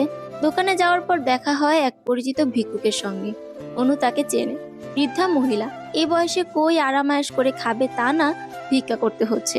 ছেলেরা তাদের বউ নিয়ে আলাদা থাকে। একবার ভিক্ষা করা চালের ব্যাগ নিয়ে তাকে রাস্তা দিয়ে হাঁটতে দেখে। ঝিমিয়ে ঝিমিয়ে বসে পড়ে সেখানে। অনু কাছে গিয়ে দেখে বৃদ্ধার প্রচন্ড জ্বর শরীরে। সেদিন তার থেকে ঠিকানা নিয়ে বাড়িতে পৌঁছে দিয়েছে রিক্সা করে। বাড়ি না বলে বস্তি বলা যায়। বাড়ি যাওয়ার আগে ডাক্তার দেখিয়ে ওষুধ আর কিছু খাবার কিনে দিয়েছিল। আবেগে বৃদ্ধা চোখের পানি ঝরঝর করে ছেড়ে দেন। সেই থেকে বৃদ্ধা প্রায় এই এলাকায় আসতো। অনু জিজ্ঞেস করলো, দাদু এখানে কি করছেন? তিনি পিছু ফিরে অনুকে দেখে খুশি হন। ভাঙা ভাঙা গলায় বলেন, দুধের প্যাকেট নিতে আইছিলাম বোন, কিন্তু আমার কাছে 12 টাকা আছে শুধু। অনুর মায়া হলো তার কথা শুনে। সে নিজেই তাকে দুধের প্যাকেট কিনে দিল। তিনি অনুর মাথায় হাত রেখে দোয়া দেন, আল্লাহ তোরে বাঁচাইয়া রাখুক বোন, সারা জীবন ভালো থাক, দোয়া করি। অনু মুচকে হাসে। তাকে একটা রিক্সা ঠিক করে ভাড়াও দিয়ে দেয়। ছোটবেলা থেকে এমন পরোপকারীর স্বভাবটা অনুর মাঝে আছে। সাধ্যের মধ্যে সব সময় চেষ্টা করে আশেপাশের মানুষদের সাহায্য করতে। আইসক্রিম খেতে খেতে দু বোন রাস্তা দিয়ে হাঁটছে। অনুর এমন পরোপকারীর স্বভাব দেখে তিনু জিজ্ঞেস করে, তুমি যে সবাইকে এত সাহায্য করো, এতে কি লাভ হয় আপু? আজ ওদের বিপদে আমি সাহায্য করেছি, একদিন ওরা আমার বিপদে সাহায্য করবে। ছাই করবে। তোমার মন অনেক নরম আপু। এরা স্বার্থের জন্যই তোমায় এত ভালোবাসা দেখায়। একদিন বিপদে পড়ে দেখো, সবাই লেজ গুটিয়ে পালাবে, আসল চেহারা বের হবে তখন। তিনুর কথায় অনুকে বিচলিত হতে দেখা গেল না, বরঞ্চ মৃদু সহাস্যে বলল, বেশ তো, তাতেই বা সমস্যা কি? আমার আল্লাহ আছে না, তিনিই আমার জন্য যথেষ্ট। আমার বিপদের সময় তার থেকেই আমি সাহায্য পাবো, আমার বিশ্বাস। আপু বল। তুমি আমার অনুপ্রেরণা। অনু বোনের কাজ জড়িয়ে ধরে বলে, পাগলি। বাড়ি পর্যন্ত যেতে যেতে আইসক্রিম খাওয়া শেষ হয়ে যায়। বাড়িতে যাওয়ার পর আমেনা বেগম জিজ্ঞেস করেন, দুজনে মিলে কই গেছিলি? একটু নিচে গেছিলাম মা। সারাক্ষণ শুধু টই টই করে ঘুরে বেড়ানো না, যা পড়তে বস। তিনু অনিচ্ছা নিয়ে পড়তে বসলো, কিন্তু পড়াতে মন নেই। অনেকের সঙ্গে কথা বলতে ইচ্ছে করে। এখন ফোন করাটা কি ঠিক হবে? না থাক, দরজা লাগালেই মা খ্যাচখ্যাচ করবে। ইস, আমার আর অনেকের সম্পর্কটা যদি আপু আর অনল ভাইয়ের মতো হতো তাহলেই ভালো হতো। যখন তখন ঝগড়া করতে অনেকও বাড়িতে চলে আসতো। উল্টাপাল্টা চিন্তা করে তিনি একাই আনমনে হাসে। পা টিপে টিপে ঘরে আসে অনল। চুপচাপ অনুকে পর্যবেক্ষণ করছে, মেজাজ বোঝার চেষ্টা করছে। অনু বিড়ালের গায়ে হাত বুলিয়ে আদর করছে আর হাসছে। অনলের আগমন টের পায়নি, দেখে তো মনে হচ্ছে মেজাজ ভালোই। খ্যাক করে গলা পরিষ্কার করে অনল। অনু মাথা তুলে পেছনে তাকায়, অনলকে দেখে হাসি উধাও হয়ে কপাল কুঁচকে ফেলে। অনলকে সম্পূর্ণ ইগনোর করে বিড়ালের দিকে মনোযোগ দেয়। অনল মন গলানোর জন্য নরম স্বরে বলল, কি করছিস অনু? কথা বলবি না অনু? বোবা হয়ে গেছিস? তোকে একটা গুরুত্বপূর্ণ কথা বলতে এসেছি। তাড়াতাড়ি বলে বিদায় হন, অসহ্য। শোন, গুরুত্বপূর্ণ কথাটা হচ্ছে তুই তো ঢং করে আবার পশু পাখির নামও রাখিস। তাই আগেই বলে রাখি, এই বিলাইয়ের নাম ভুলেও পিলু রাখবি না। কেন? এই বিলাই তো আর তোর সোকল্ড বয়ফ্রেন্ড দেয়নি, আমি দিয়েছি। তো ওর নাম রাখবি গোলু। নামটা সুন্দর না? অবশ্য হতেই হবে। কে রেখেছে সেটাও তো দেখতে হবে। এত ভাব নেওয়ার কিছু নাই। আমার আপনাকে পছন্দ না, আপনার দেওয়ার নামটাও পছন্দ না। তাইলে আমার বিলাই আমারে দে। হাত বাড়িয়ে দিয়ে বলল অনল। অনু ঝড়ের গতিতে বিড়াল ছানাটি সরিয়ে নিয়ে বলল, তার হচ্ছে না, এই বিড়াল এখন আমার। তুই বড্ড চালাক রে অনু। বিড়াল ছানাটি দ্রুত সরাতে গিয়ে বিড়ালের নখের আঁচড় লাগে অনুর হাতে।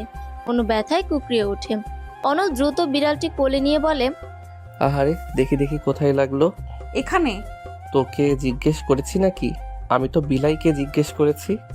আমি কি করে জানবো আপনি মানুষ রেখে প্রাণীকে জিজ্ঞেস করবেন? ইস, কি আমার মহারানী আসছে গো। তুই কি ভেবেছিস তুই ব্যথা পেলে আমার টেনশন হবে? ভুল, আমার আনন্দ লাগে, খুশি হই আমি।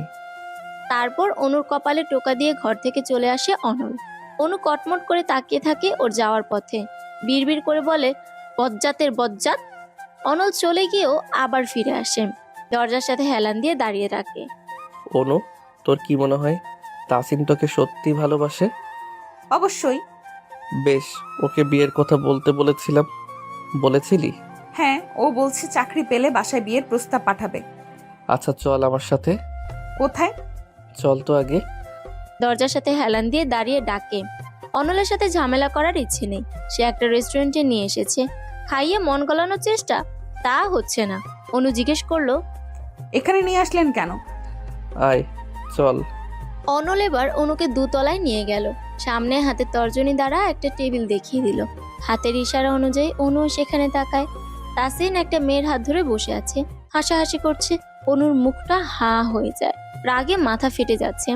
অনলের দিকে তাকাতে এসে বলে, এই হলো তোর সো কল্ড বয়ফ্রেন্ড? ও তোকে বিয়ে করবে মনে হয়? কখনো না, টাইম পাস, সব টাইম পাস। অনু হনহন করে তাসিনের দিকে গেল, টেবিলের ওপর থাপ্পড় বসিয়ে দু হাত রেখে তাসিনের দিকে ঝুঁকে দাঁড়ায়।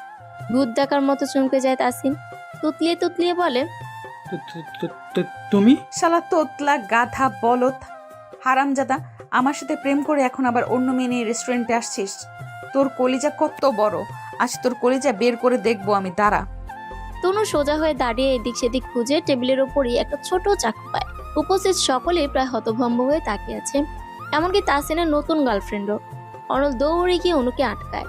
খ্যাপা বাঘিনীর মতো অনু বলে, ছাড়ে না আমায়, আজ এই শালার কলিজা বের করবই আমি। থাম থাম অনু, এমন করিস না। অনেক বুঝিয়ে শুনিয়ে শান্ত করে অনুকে। বড় বড় শ্বাস নিচ্ছে অনু। তাসিন সাহস করে বলে, আমার কথা। অনু ঠাটিয়ে এক থাপ্পড় বসায় তাসিনের গালে। কাঁটা চামচ হাতে তুলে নিয়ে একদম তাসিনের মুখের সামনে ধরে বলে, দেখেছিস হাতে কি? নেক্সট টাইম আর যদি আমার সামনে আসিস তাহলে কাঁটা চামচ দিয়ে তোর চোখ আমি উপড়ে ফেলবো। আজ থেকে তোর সাথে আমার ব্রেকআপ। কাঁটা চামচ রেখে একটা টিস্যু নিয়ে বেরিয়ে আসে অনু। তাসিন গালে হাত দিয়ে বসে আছে, থাপ্পড়টা খুব লেগেছে। অনল ওর নতুন গার্লফ্রেন্ডকে বলে, আপু আপনি কিছু বলবেন না? লুচ্চা ছেমড়া, কতগুলা মেয়ের লগে রিলেশন করস তুই? ভাগ্যের শুরুতেই সব জানতে পারছিলাম। বেয়াদব, আমারও তোর সাথে ব্রেকআপ। মেয়েটি চলে যাওয়ার পর অনল সেখানে বসে, কাঁটা চামচ টেবিলের ওপর ঘোরাতে ঘোরাতে বলে, প্রথমে যদি ভালো কথাই নিজেই অনুর জীবন থেকে সরে যেতে, তাহলে আজ সবার সামনে তোমায় অপমানিত হতে হতো না, আবার নতুন গার্লফ্রেন্ডও হাতছাড়া হতো না। তাসিন নির্বাক। অনল চেয়ার ছেড়ে উঠে দাঁড়িয়ে বলে, এতগুলো গার্লফ্রেন্ড পালতে শুধু চেহারা আর টাকা থাকলেই হবে না, বুদ্ধিও থাকা লাগবে, গবেট। অনল রেস্টুরেন্টের বাইরে এসে দেখে অনু কাঁদছে। আর একটু পরপর টিস্যু দিয়ে নাক মুছছে। এজন্যই তাহলে টিস্যুটা নিয়ে এসেছিল। অনলকে দেখে অনু ঠোঁট বাঁকিয়ে কেঁদে বলে, ওই বজ্জারটা কেমনে পারলো? আহারে থাক, কাঁদিস না অনু, চল আজ তোকে ঘুরতে নিয়ে যাব। অনু রাজি হলো। এখন তার মন ফ্রেশ করা দরকার। সারা বিকেল ঘুরে ফিরে সন্ধ্যার দিকে বাড়িতে পৌঁছে দেয়। বাড়ির ভেতর যাওয়ার আগে ঘুরে দাঁড়িয়ে অনু বলে, তাসিনের আসল চেহারাটা ধরিয়ে দেওয়ার জন্য থ্যাঙ্কস। আর সারা বিকেল আপনার সাথে ঘুরেছি বলে ভাববেন না আপনার উপর আমার কোনো রাগ নেই। রাগ আছে, অনেক রাগ আছে। কেন? আমি আবার কি করলাম? নাটক করবেন না। আপনি অনেক স্বার্থপর একটা লোক। সকালে যে আমি জ্যাকেট চাইলাম তখন তো আমায় দিলেন না, অথচ সাথীকে ঠিকই দিলেন। সিচুয়েশনটা অন্যরকম ছিল অনু, তুই আমায় ভুল বুঝছিস। আমি কোনো ভুল বুঝছি না। আমি স্পষ্ট দেখেছি সাথী কেমন করে যেন আপনার দিকে তাকাচ্ছিল। বিশ্বাস না হলে জেসি আর শুভাকেও জিজ্ঞেস করে দেখতে পারেন। অনল হ্যাচকা টানে অনুকে কাছে এনে দেয়ালের সাথে ঠেস দিয়ে দাঁড় করায়। অনলের হাত দেয়ালে, অনু ওর দুহাতের মাঝে বন্দি। বেশ অবাক এবং ভয়ও পায় এমন কাণ্ডে। এত কাছে অনল এর আগে কখনো আসেনি। অনলের উত্তপ্ত নিঃশ্বাস অনুর মুখের উপর পড়ছে। ধীরে ধীরে অনুর নিঃশ্বাসও কেমন জানি ভারী হয়ে আসে। মোহমীয় দৃষ্টিতে অনুর চোখে চোখ রেখে অনল জিজ্ঞেস করে, ভালোবাসিস আমায়? অনলকে ধাক্কা দিয়ে সরিয়ে মুক্ত হয়ে নিল অনু। ভেঙচি কেটে বলল, আসছে, ভালোবাসিস আমায়। ঢং যত সব। ঢং? তা নয় তো কি? আচ্ছা যদি ঢংই হয় তাহলে তুই সাথীর প্রতি জেলাস হচ্ছিস কেন? আমি মোটেও জেলাস হইনি। আপনি আমায় জ্যাকেট দেননি, অথচ ওকে দিয়েছেন। এই জন্য আমার রাগ হয়েছিল। নিকুচি করি তোর রাগের। আর আপনার রাগকে আমি নিমকুচি করি। সারা জীবন অনু সিঙ্গেল থাকবে দরকার হলে, তবুও তো আপনাকে ভালোবাসবে না, না, না, কখনো না। অনু চলে যায় ভেতরে। অনল হতবিহম্বল হয়ে দাঁড়িয়ে থাকে কিছুক্ষণ। এই মেয়ে সাংঘাতিক লেভেলের হিংস্র, তবে টোপ দিলে গিলবে নির্ঘাত। পরের দিন ভার্সিটিতে যাওয়ার পর একদম অনাকাঙ্ক্ষিতভাবেই সাথীর সাথে দেখা হয়ে যায়। পারতপক্ষে বলা যায় সাথী নিজ থেকে পত্রত করে দাঁড়িয়েছে। ঠোঁটের কোণে মিষ্টি হাসি। মিষ্টি করে হেসে সাথী জিজ্ঞেস করলো, ভালো আছেন? আলহামদুলিল্লাহ ভালো, তুমি? আমিও আলহামদুলিল্লাহ। অনুকে তখন দেখা গেল জেসি আর শুভার সাথে এদিকে আসছে। আর চোখে ওদের দিকেও তাকাচ্ছে। অনল বেশ মজা পাচ্ছে। সে ঠোঁটে চওড়া হাসি টেনে বলে, কফি খাবে? হ্যাঁ, খাওয়া যায়। ওদের দুজনের কথোপকথন শুনতে না পেলেও দুজনকে ক্যান্টিনের দিকে যেতে দেখা গেল। অনু নাক মুখ কুচকে ফেলে। শুভা বলে, এদের কাহিনীটা কি রে? আমি কি করে বলবো? রাগ করছিস কেন? আমি তোকে জিজ্ঞেস করলাম নাকি? তুই চুপ করে থাক। কথায় না পারলে চুপ করে থাক। জেসি ওকে চুপ করতে বল, নয়তো একটা কেলেঙ্কারি হয়ে যাবে বলে দিলাম। সকাল সকাল এত চটে যাচ্ছিস কেন? ও, এখন তুইও তাহলে শুভার দলে? ভালো, খুব ভালো। রাগ দেখিয়ে হনহন করে অনু ক্লাসে চলে যায়। পিছু পিছু জেসি আর শুভাও আসে। কলম কামড়াচ্ছে অনু, আর একটু পর পর দরজার দিকে তাকাচ্ছে। হয়তো সাথীর আসার জন্যই অপেক্ষা করছে। কিন্তু সেই যে ক্যান্টিনে গিয়ে ঘাপটি মেরে রইল, এখনো তো আসার কোনো নামই নেই। অদ্ভুত, কি রসের আলাপ দুজনে শুরু করেছে কে জানে। শুভা মৃদু স্বরে বলল, সরি। আমিও সরি, শুধু শুধু রাগ দেখিয়েছি। বাহ, দুজনেরই তো মিল হয়ে গেল। চল ক্যান্টিনে যাই, কিছু খেয়ে আসি। জেসির প্রস্তাবে সবচেয়ে বেশি খুশি অনুই হলো। সঙ্গে সঙ্গে হ্যাঁ বোধক গা নাড়িয়ে ক্যান্টিনে যাওয়ার জন্য ক্লাস থেকে বের হলো। ওরা ক্যান্টিনে ঢুকেছে। সাথী আর অনল ক্যান্টিন থেকে বের হয়েছে। অনুর মুখোমুখি হয়ে ফিচেল হাসে অনল। দাঁত কেলিয়ে বলে, কিছু খাবি অনু? খেলে খা, বিল আমি দেব। আমার টাকা আছে, আপনার টাকা লাগবে না। আরে এমন করিস কেন? তুই আমার ছোট বোন, তোকে তো আমি খাওয়াতেই পারি। অনুর মাথা ভন ভন করছে। শালা বললোটা কি? অনুর চোখে মুখে রাগ থাকলেও সাথী বেশ খুশি হলো। অনুকে জিজ্ঞেস করলো, তুমি আর অনল আপন ভাই বোন? রাগের চোটে অনুর মুখ থেকে কথাই বের হচ্ছে না। অন্যদিকে অনল বেশ মজা নিচ্ছে। জেসি তখন কাট কাট গলায় বলে, না সাথী, অনল ভাইয়ার আম্মু আর অনুর আম্মু বেস্ট ফ্রেন্ড। সেই সূত্রে ওদের পারিবারিক বন্ডিং আছে। অনু যেহেতু অনল ভাইয়ার থেকে বয়সে ছোট, সেহেতু অনু তো তাকে ভাইয়া বলেই সম্বোধন করবে, তাই না? ও, সাথে সৌজন্যমূলক হাসল। অনু, জেসি এবং শুভা আর কথা না বাড়িয়ে ক্যান্টিনের ভেতর চলে যায়। অনল বিড়বিড় করে বলে, জল জল, আরো জল, দেখবি আর জ্বলবি, লুচির মতো ফুলবি। সূর্যের দেখা আজ প্রায় নেই বললেই চলে। ঘন শুভ্র কুয়াশার আড়ালে আচ্ছাদিত অবস্থায় আছে এখন সূর্য। ল্যাপের নিচে অনেকক্ষণ বসে থেকে 1 মিনিটের জন্য বের হলেই আবারও শরীর ঠান্ডা হয়ে যায়। তাই প্রয়োজন ব্যতীত আজ কেউই বাইরে যাচ্ছে না। তিনি কলেজ থেকে এসে সেই যে ল্যাপের ভিতর ঢুকেছে আর বের হয়নি। সন্ধ্যায় খালেদ রহমান বাড়ি ফিরেন। সচরাচর বাড়ি ফিরতে তার 10টা বাজে, সেই তুলনায় আজ অনেক আগেই ফিরেছেন। চোখে মুখে গাম্ভীর্যের সঙ্গে রয়েছে অন্য এক খুশির আভাস। আমেনা বেগমের উদ্দেশ্যে বলেন, 1 কাপ চা নিয়ে ঘরে আসো তো। আমেনা বেগম চা নিয়ে ঘরে আসেন। খালেদ রহমান চায়ের কাপ নিয়ে বললেন, বসো এখানে। ওর জন্য ভালো একটা পত্র পেয়েছি, দেখতে শুনতে সব দিক দিয়েই ভালো, পরিবারও মাশাআল্লাহ। এত তাড়াতাড়ি অনুর বিয়ে দিতে চাচ্ছ যে? এত তাড়াতাড়ি কোথায় দেখলে? ওনা এখন ভার্সিটিতে পড়ে, সেই ঝোড়ই নেই এখন। আর মেয়েদের বেশি বয়স হওয়ার আগেই বিয়ে দিয়ে দেওয়া উচিত। অনুকে একবার বলা উচিত না? হ্যাঁ বলবে। আমার মনে হয় না ছেলেকে কোন দিক থেকে ওর আর তোমার পছন্দ হবে। ছেলেকে সেটা জানো তুমি অবাক হবে। হ্যাঁ, ইউসুফের কথা মনে আছে না? তোমার তো ভালো করে মনে থাকার কথা। অনেকের মামাতো ভাই, হ্যাঁ 10-15 দিন হবে সুইজারল্যান্ড থেকে দেশে ফিরেছে, বেড়াতে এসেছে। আমাদের অনেকে দেখে পছন্দ করেছে, কি ভদ্র ছেলে, মেয়ে পছন্দ হয়েছে, ডিরেক্টর বাবাকে নিয়ে দিয়ে আমায় বলিয়েছে। এখনকার যুগে এমন ছেলে পাওয়া যায়। আজ এই বিষয়ে আমি ইউসুফের বাবা আর অনলের বাবা কথা বললাম। ইউসুফকে তো আমার ভীষণ পছন্দ হয়েছে, 3 মাস থাকবে, এর মাঝে বিয়ে করতে চায়। অনুকে নিয়ে সুইজারল্যান্ডে সেটেল হবে, বলো এবার আপত্তি আছে? আমেনা বেগম কি বলবেন বুঝতে পারছেন না। তিনি একটা ঘোরের মাঝে আছেন। ইউসুফ অনলদের বাসায় এসে তার সাথেও দেখা করে গেছে, কিন্তু হাবভাবে এমন কিছুই মনে হয়নি, এমনকি কিছু বলেওনি। তিনি জড়তা রেখে বললেন, অনু আমাদের ছেড়ে এত দূরে থাকবে? মানে বলছিলাম যে। এইটা আবার কি কথা বললে? মানুষ কি বিদেশে থাকছে না? তোমার তো আরো খুশি হওয়ার কথা। কজন মেয়ে এমন ভাগ্য পায়? যাও ওনাকে দিয়ে খবরটা দাও। সম্পূর্ণ অনিচ্ছা থাকার সত্ত্বেও বসা থেকে উঠলেন আমেনা বেগম। ধীর পায়ে অনুর রুমে এগিয়ে যান। বিছানায় শুয়ে শুয়ে তখন ফেসবুকিং করছিল অনু। আমেনা বেগমকে তাকিয়ে থাকতে দেখে অনু বলল, মা তুমি ওভাবে দরজার সামনে দাঁড়িয়ে আছো কেন? ভেতরে আসো। কি ব্যাপার? হঠাৎ এত আদর কেন? তুই কত বড় হয়ে গেছিস অনু। ও মা, তো বড় হব না? হবি তো, কিন্তু তাই বলে এত বড়? বউ হবার মতো?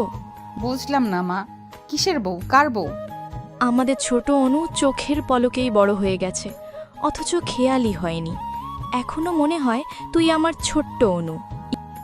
একটু ঝেড়ে কাশো মা, আমি তোমার কথা বুঝতে পারছি না। ইউসুফের কথা মনে আছে? অনল অনিকের মামাতো ভাই, তোকে পছন্দ করেছে ইউসুফ, বিয়ে করতে চায়। এসব তুমি কি বলছো মা? আমি এখন বিয়ে করব না। তোর আব্বুর কাছে প্রস্তাব পাঠিয়েছে, সে রাজি, তাই তোকে বলতে বলল। কি আজব, আমার বিয়ে হঠাৎ আমার মতামত নেবে না? অসুবিধা কি, ছেলে তো ভালো। হোক ভালো, আমিও তো খারাপ নই, কিন্তু আমি বিয়ে করব না। তুমি আব্বুকে বলে দাও। আমি কি বলবো? কাউকেই বলতে হবে না, এই বিয়ে ভেঙে দিব। আর কিছু না বলে অনু বাড়ি থেকে বের হয়ে অনলের কাছে যাওয়ার জন্য। এর বিহিত একমাত্র অনলই করতে পারবে। ইউসুফকে জানালে অবশ্যই সে বিয়ে ভেঙে দেবে। অনলদের বাড়ি যাওয়ার পর দরজা খুলে দেন শিমুল বেগম। অনুকে দেখে একগাল হেসে বলেন, আরে অনু, তোর কথাই হচ্ছিল, আয় ভেতরে আয়। অনল ভাইয়া কোথায় আন্টি? সেই যে সকালে ভার্সিটিতে যাওয়ার জন্য বের হয়েছিলি, আর আসেনি এখনো। বাদ দে ওর কথা, তুই বস, তোর সঙ্গে কথা আছে। অস্বস্তি নেই বসতে হলো অনুকে। ফোনটা বাসায় রেখে এসেছে, নয়তো ফোন করে তাড়াতাড়ি বাসায় আসতে বলা যেত। আচ্ছা, অনেককে বললেই তো ফোন করার কথা। তখন শিমুল বেগম বলেন, আমি চা নিয়ে আসি, দাঁড়া। আচ্ছা আন্টি, অনেক কি বাসায়? হ্যাঁ, অনিক ওর ঘরেই আছে। শিমুল বেগম রান্নাঘরে যাওয়ার পর অনু অনেকের ঘরে আসে। ল্যাব গায়ে দিয়ে গুটিসুটি হয়ে শুয়ে আছে অনেক। অনু ওকে ধাক্কাতে ধাক্কাতে ডাকে, এই অনেক ভাইয়া, অনেক ভাইয়া, এই ভর সন্ধ্যায় ঘুমিয়েছো নাকি? উঠুন। প্রচণ্ড ধাক্কাধাক্কিতে মনে হচ্ছিল ঝড় হচ্ছে। ঘুমে ঢুলু ঢুলু হয়ে ল্যাপের ভেতর থেকে মাথা বের করে। সমস্ত ঘুমের নেশা তার কেটে যায়। অনু অপ্রস্তুত হয়ে তাকিয়ে রয়েছে। মিষ্টি হেসে কথাটি বলল ইউসুফ। অনেক ওয়াশরুমে, আমি ইউসুফ। একটা বিয়ে ভাঙতে হবে অনল ভাই, আমি কিছুতেই এখন বিয়ে করব না। এই বিয়ে করা আমার পক্ষে একদম অসম্ভব। হন্তদন্ত হয়ে হড়বড় করে বলল অনু। অনেকের ঘরে ইউসুফকে দেখে এক ছুটে দৌড়ে ঘর থেকে বের হয়েছিল অনু। মেইন দরজার কাছে এসে অনলের সঙ্গে দেখা হয়ে যায়। তখনই অনলের হাত ধরে ছাদে নিয়ে এসেছে অনু। বাইরে থেকে এসে অনল ক্লান্ত। অনল গায়ের জ্যাকেটটা খুলে ফেলে অনুর দিকে ছুঁড়ে মেরে বলে, তোর বিয়ে তেরাবেরা কথা বলবি না অনু, মাত্র বাইরে থেকে এসেছি, ক্লান্ত আমি, তবু যে তোর কথা শুনছি, এটা তো তোর ভাগ্য। আচ্ছা সরি, বিয়েটা ভেঙে দেন না প্লিজ। বিয়ে ভাঙলে আমায় কি দিবি? 50 টাকা দেব।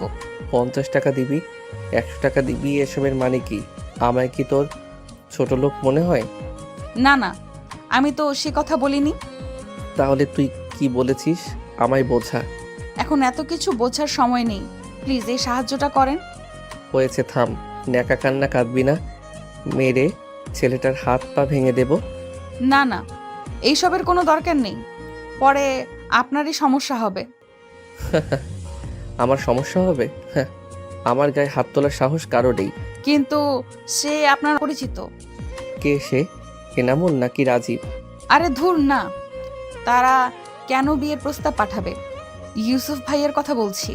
ইউসুফ ভাইয়া মানে আমার মামাতো ভাই? তুই মজা নিচ্ছিস না অনু? একদম না, আমি সত্যি বলছি।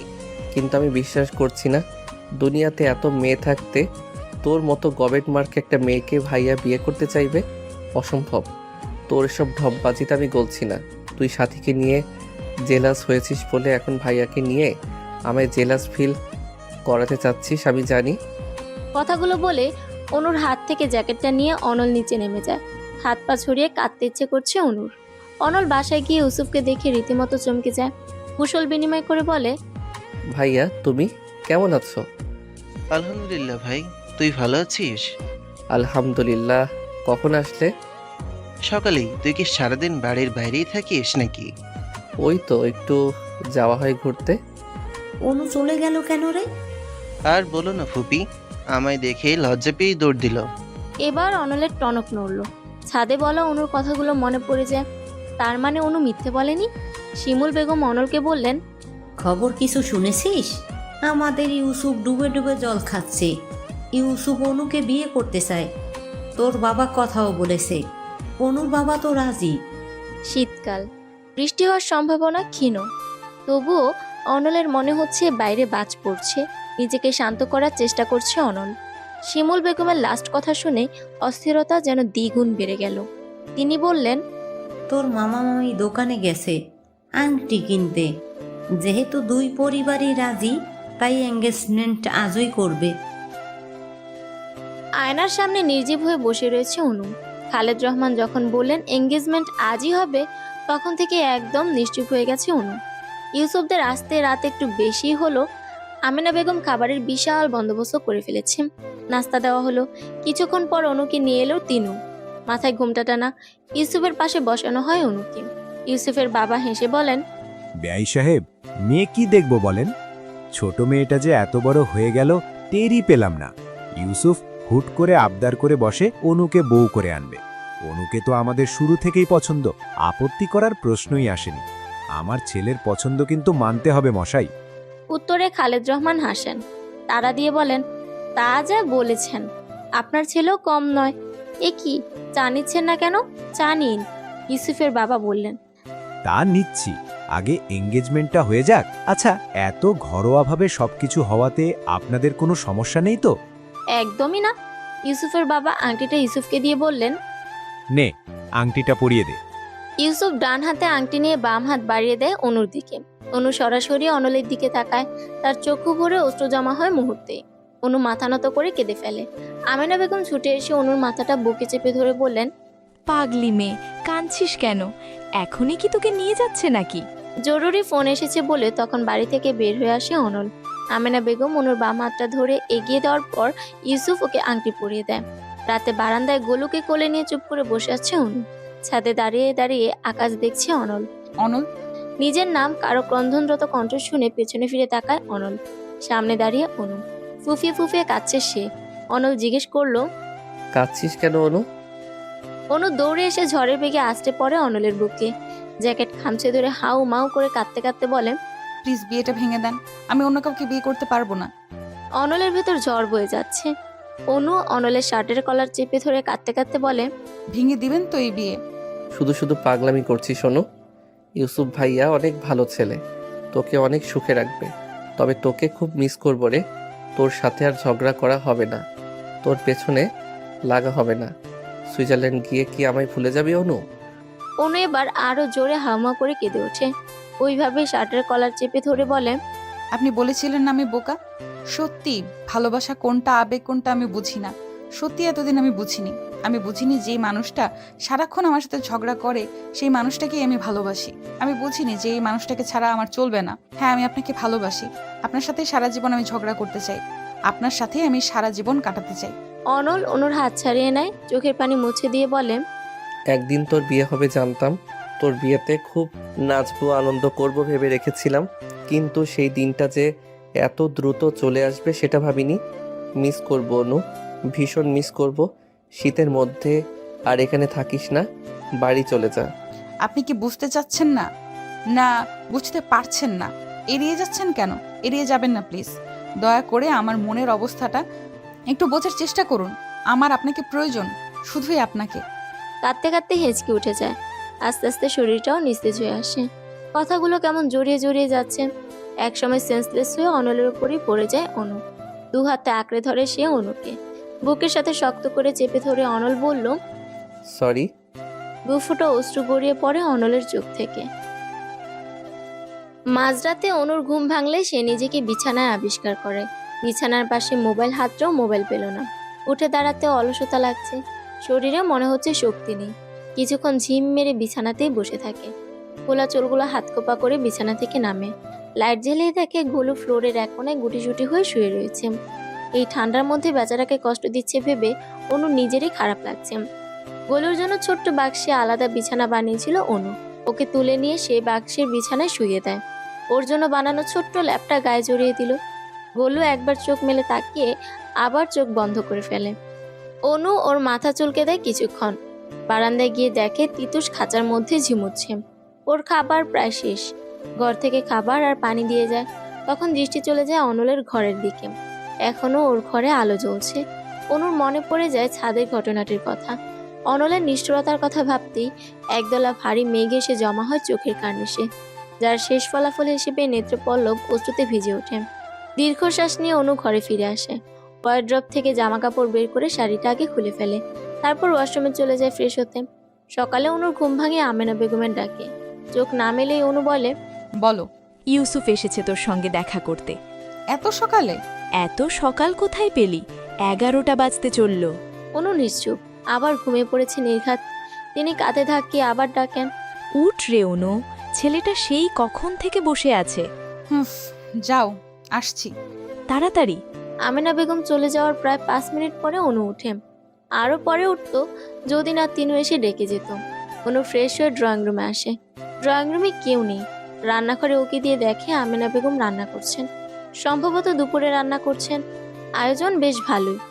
উনি কোথায় জিজ্ঞেস করে অনু। আমেনা বেগম পিছনে ফিরে বলেন, তোর আক্কেল জ্ঞান কবে হবে বলতে পারিস? কখন থেকে এসে অপেক্ষা করছে। কোথায় সে? ছাদে। আচ্ছা। অনু চলে যাওয়ার সময় আমেনা বেগম পিছু ডেকে 2 মগ কফি এগিয়ে দিয়ে বলেন, খালি মুখে কথা বলবি নাকি? কফি নিয়ে যা। অনু কোনো প্রত্যুত্তর করলো না, শুধু নীরব হয়ে কফির মগ দুটো হাতে নিয়ে ছাদে চলে যায়। ছাদের রেলিং ধরে ধীর পায়ে এ মাথা থেকে ও মাথা পর্যন্ত হাঁটছে ইউসুফ। কুয়াশা থাকলেও মৃদু রোদও রয়েছে। পরিবেশটা ওর বেশ ভালোই লাগছে। আপনার কফি। অনুর কণ্ঠ শুনে পেছনে তাকায় ইউসুফ। হাত বাড়িয়ে কফির মগ নিয়ে বলে, থ্যাংক ইউ। ওয়েলকাম। হুট করে চলে আসায় বিরক্ত হওনি তো? বিরক্ত হলে কি চলে যাবেন? ইউসুফ অপ্রস্তুত হয়ে পড়ে। অনু মেয়েকে মৃদু হেসে বলে, just kidding, don't be serious. অনুর হাসিতে তাল মেলালেও ইউসুফের কেন জানি খটকা লাগছে। ঘাপলা অন্য কিছু মনে হচ্ছে। কফিটা কেমন হয়েছে? অসাধারণ। তুমি বানিয়েছো? না, মা বানিয়েছে। আমি এত ভালো কফি বানাতে পারি না। দুজনই নিশ্চুপ। অনুর দৃষ্টি মাঠের দিকে। এলাকার বাচ্চাদের সঙ্গে ফুটবল খেলছে অনল। বাচ্চাদের মতোই হাসছে। কত খুশি ছেলেটা। অনুর ঠোঁটের কোণে তাচ্ছিল্যকর হাসি ফুটে ওঠে। অনু, তুমি এই বিয়েতে রাজি তো?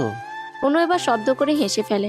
হাসতে হাসতে বলে, এই প্রশ্নটা কি আরো আগে আমাকে করা উচিত ছিল না? অনু, তোমার সঙ্গে রিলেশন করার মতন কোনো ইচ্ছা আমার ছিল না। আমার ইচ্ছে ছিল আমি তোমায় বিয়ে করে বউ বানাবো। এজন্য বাবাকে দিয়ে সোজা বিয়ের প্রস্তাব পাঠিয়েছি। সমস্যাটা এখানেই। আমার পরিবার আপনার পরিবারের মতো নয়। আপনার পরিবারে আপনার অনেক গুরুত্ব রয়েছে। ইচ্ছের দাম রয়েছে, যেটা আমার পরিবারে আমার নেই। এমনকি একটা বার আমায় জিজ্ঞাসা করা হয়নি আমি কি চাই, আমি বিয়েতে রাজি কিনা। তাহলে কি তুমি বিয়েতে রাজি নও? না হলেও বা আপত্তি কোথায়? বিয়ে তো হবেই, বাবা মায়ের ইচ্ছে বলে কথা। বাবা মা শখ, বাবা মা বললেই হবে নাকি? সংসার করব আমরা, আমাদের মতামত দরকার সবার আগে। তুমি আমায় ক্লিয়ার করে বলো, তুমি এই বিয়েতে রাজি? অনু কিছুক্ষণ চুপ করে থাকে, তারপর চোখে চোখ রেখেই বলে, না।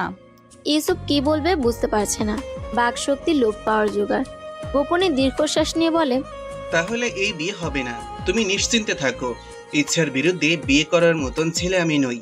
আমি বাড়িতে গিয়ে বাবাকে বলবো। যাচ্ছি এখন। দুপুরের খাবারটা খেয়ে যান, মা আপনার জন্য রান্না করছে। অন্য একদিন খাবো অনু, আজ আসি। ইউসুফ সরাসরি নিজেদের বাড়ি চলে যায়।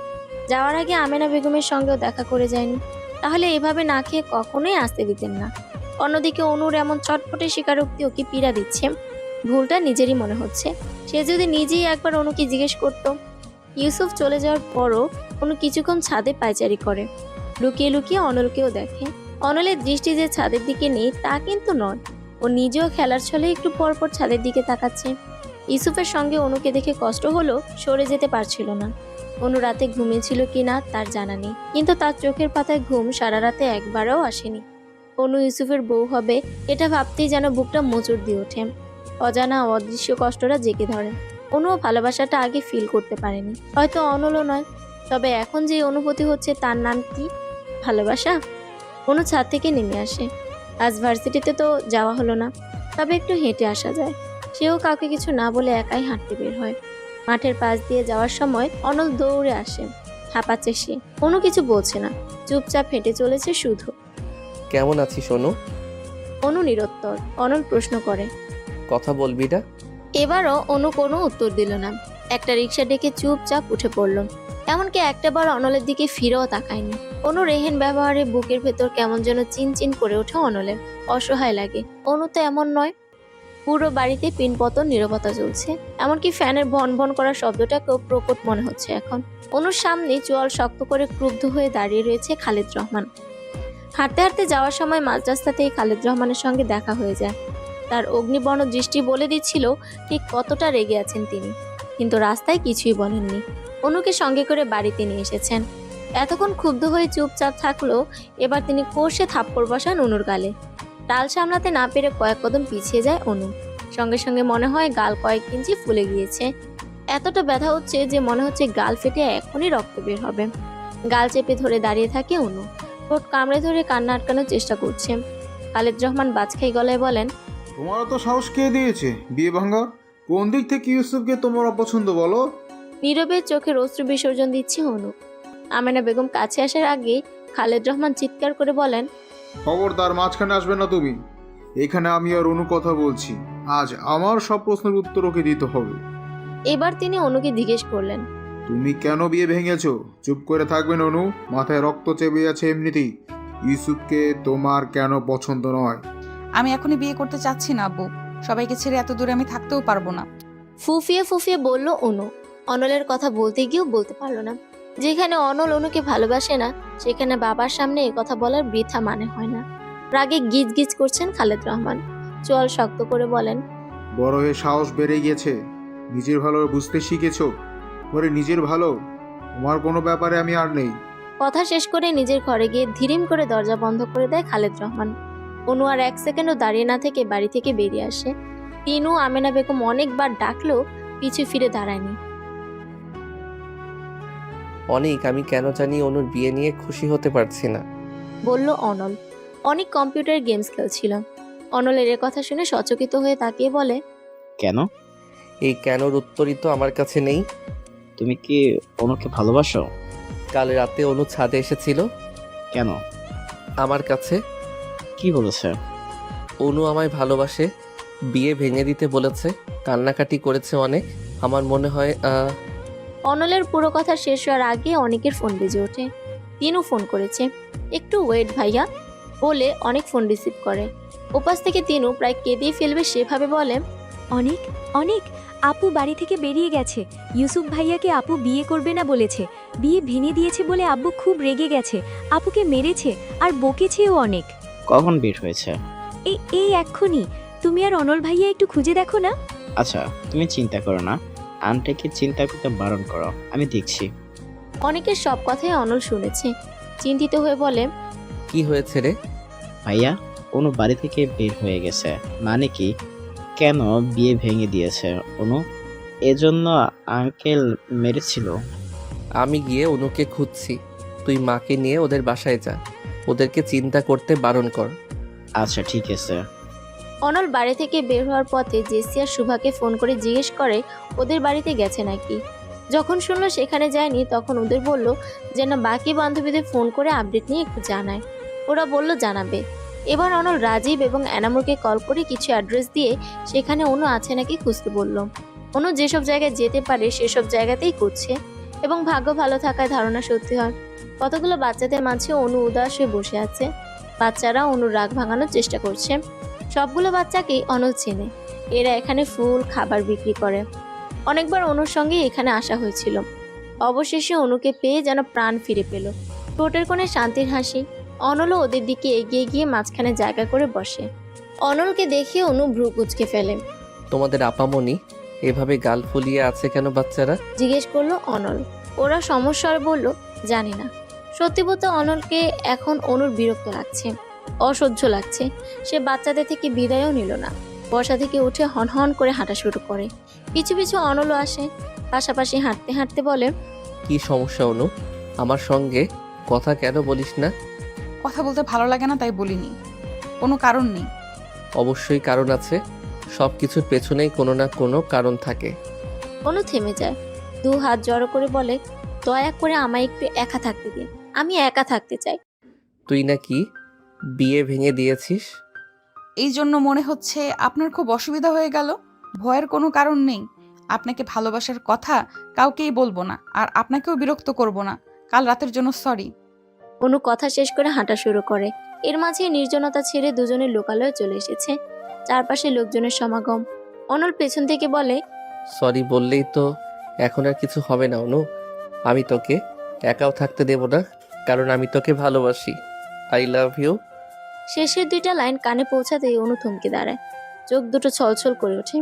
ভালোবাসা পাওয়ার যে আনন্দ, সেই আনন্দের রেখা ঠোঁটের কোণে। অনলের দিকে এবার ঘুরে দাঁড়ায় অনু। কাছ থেকে তখন দৌড়ে আসে কিছু লোক। তখনই একটা মেয়ে ধাক্কা দিয়ে যায় অনুকে। সম্ভবত দৌড়াতে গিয়ে অনুর সঙ্গে ধাক্কাটা খায়। ধাক্কাটা এত জোরেই লেগেছে যে টাল সামলাতে পারেনি। অনু ঘুরে পড়ে যাওয়ার মুহূর্তে তরল জাতীয় কিছু ওর মুখ বরাবর এক সাইডে এসে পড়ে। সঙ্গে সঙ্গে গগন বিদারী চিৎকার করে রাস্তায় লুটিয়ে পড়ে অনু। যন্ত্রণা ছটফট করতে থাকে। গালের এক সাইড এবং গলার মাংস ঝলসে যেতে শুরু করে মুহূর্তেই। পুরো ঘটনাটা এত দ্রুত ঘটলো যে অনল বুঝে উঠতেই পারলো না ঠিক কি হলো। দুহাতে মুখ ঢেকে রাস্তায় ঘুরিয়ে ঘুরিয়ে কাঁদছে অনু, ছটফট করছে। যখন বুঝে উঠতে পারে অনুর শরীরে এসিড পড়েছে, ততক্ষণে অনল উদ্ভ্রান্তের মতো ছুটে আসে। কিছু দূর থেকে আরো একটা মেয়ের গগন বিদারে আর্তনাদ শোনা যায়। আশেপাশের লোকজন কয়েকটা ছেলেকে ধরে ফেলে। অনলের দম বন্ধ হয়ে আসছে। ঘন কালো অন্ধকারে আচ্ছাদিত ধরিত্রী। আনন্দ নেই, হাসি নেই কোথাও। চারিদিকে শুধু থমথমে পরিবেশ। বাঁধন হারা হয়ে কাঁদছেন আমেনা বেগম এবং তিনু। খালেদ রহমান একটু পরপর শার্টের হাতে চোখ মুছছেন। তাদের মেয়ের সাথেই কেন এমনটা হতে হলো? ডাক্তার জানিয়েছে অনুর গাল থেকে গলা পর্যন্ত একদম ঝলসে গিয়েছে। ভেতরে কাউকে অ্যালাউ করেনি। বাইরে থেকেই সকলে এক পলক দেখেছে শান্ত নির্জীব অনু। বুকের ভেতরটা একদম হু হু করে ওঠে। যেই কষ্ট কাউকে বোঝানো যায় না, আর না সবাই বোঝে। যারা এসিড ছুঁড়েছিল ওদেরকে পুলিশের হাতে তুলে দেওয়া হয়েছে। ওদের স্বীকারোক্তি দ্বারা জানা গিয়েছে অনুকে অ্যাসিড মারার উদ্দেশ্য ওদের ছিল না, বরং অন্য মেয়েটিকে অ্যাসিড ছুঁড়তে গিয়েই অনুর শরীরে পড়ে যায়। পুলিশ হাসপাতালে এসেছিল, কিন্তু অনু অথবা অ্যাসিড আক্রান্ত অন্য মেয়েটি অর্থাৎ আঁখি এখন কথা বলার মতো অবস্থায় নেই। ডাক্তার জানিয়েছে এখনই তাদের কারোর সাথে কথা বলতে দেওয়া যাবে না। পুলিশও ওদের দুজনের জবানবন্দি ছাড়া কিছু করতে পারবে না, তাই অপেক্ষা করা ছাড়া কোনো গতি নেই। করিডোরের একপাশে দেয়ালের সাথে মাথা ঠেকিয়ে দাঁড়িয়ে আছে অনল। বারবার চোখের সামনে অনু ছটফট করা তখনকার দৃশ্য ভেসে উঠছে। কত কষ্ট ওকে পোহাতে হয়েছে। কি হবে সামনে? অনু এসব সহ্য করতে পারবে তো? ডাক্তার এসে জানায় ওরা এখন স্বাভাবিক সুস্থ। সবার আগে কথা বলার জন্য পুলিশই যায়। যদিও তারা উপস্থিত অনল এবং আরো কয়েকজনকে জিজ্ঞাসাবাদ করে উক্ত ঘটনাটি শুনেছিল, তবুও একই প্রশ্ন তারা অনু এবং আখিকে করে। পুরো ঘটনা অনুর বলার প্রয়োজন হয়নি, শুধু এটাই জানিয়েছে সে তাদের কাউকে চিনে না। হুট করে কি থেকে কি হয়ে গেল তা বুঝতেও পারেনি। আখির জবানবন্দি এমন ছিল। অ্যাসিড নিক্ষেপকারী একজন, যার নাম পলাশ। পলাশ আমায় প্রেম প্রস্তাব দিয়েছিল কলেজে যাওয়ার সময়। সে ভালো ছেলে নয়, আমি না করে দিয়েছিলাম। এরপর থেকে সে প্রায়ই আমায় বিরক্ত করত, রাস্তাঘাটে উত্ত্যক্ত করত। তারপরও যখন আমি রাজি হইনি, তখনও হুমকি দিয়ে বলে, তোর এই সুন্দর চেহারা নিয়ে এত বড়াই না, তোর এই চেহারাই আমি নষ্ট করে দেব। সরাসরি ভয় না পেলেও মনে মনে আমি ঠিকই ভয় পেয়েছিলাম। কিছুদিন কলেজেও যাইনি। এরপর যখন আবার কলেজে যাওয়া শুরু করলাম, তখন আর পলাশ আমায় বিরক্ত করতো না। আমি ভেবে নিয়েছিলাম হয়তো আমাকে ভয় দেখানোর জন্যই বলেছিল, কিন্তু ভুল ছিলাম আমি। সেদিন কোচিং থেকে ফেরার পথে পলাশ ও ওর সঙ্গীরা আমার দিকে এগিয়ে আসে, অদ্ভুতভাবে হাসে।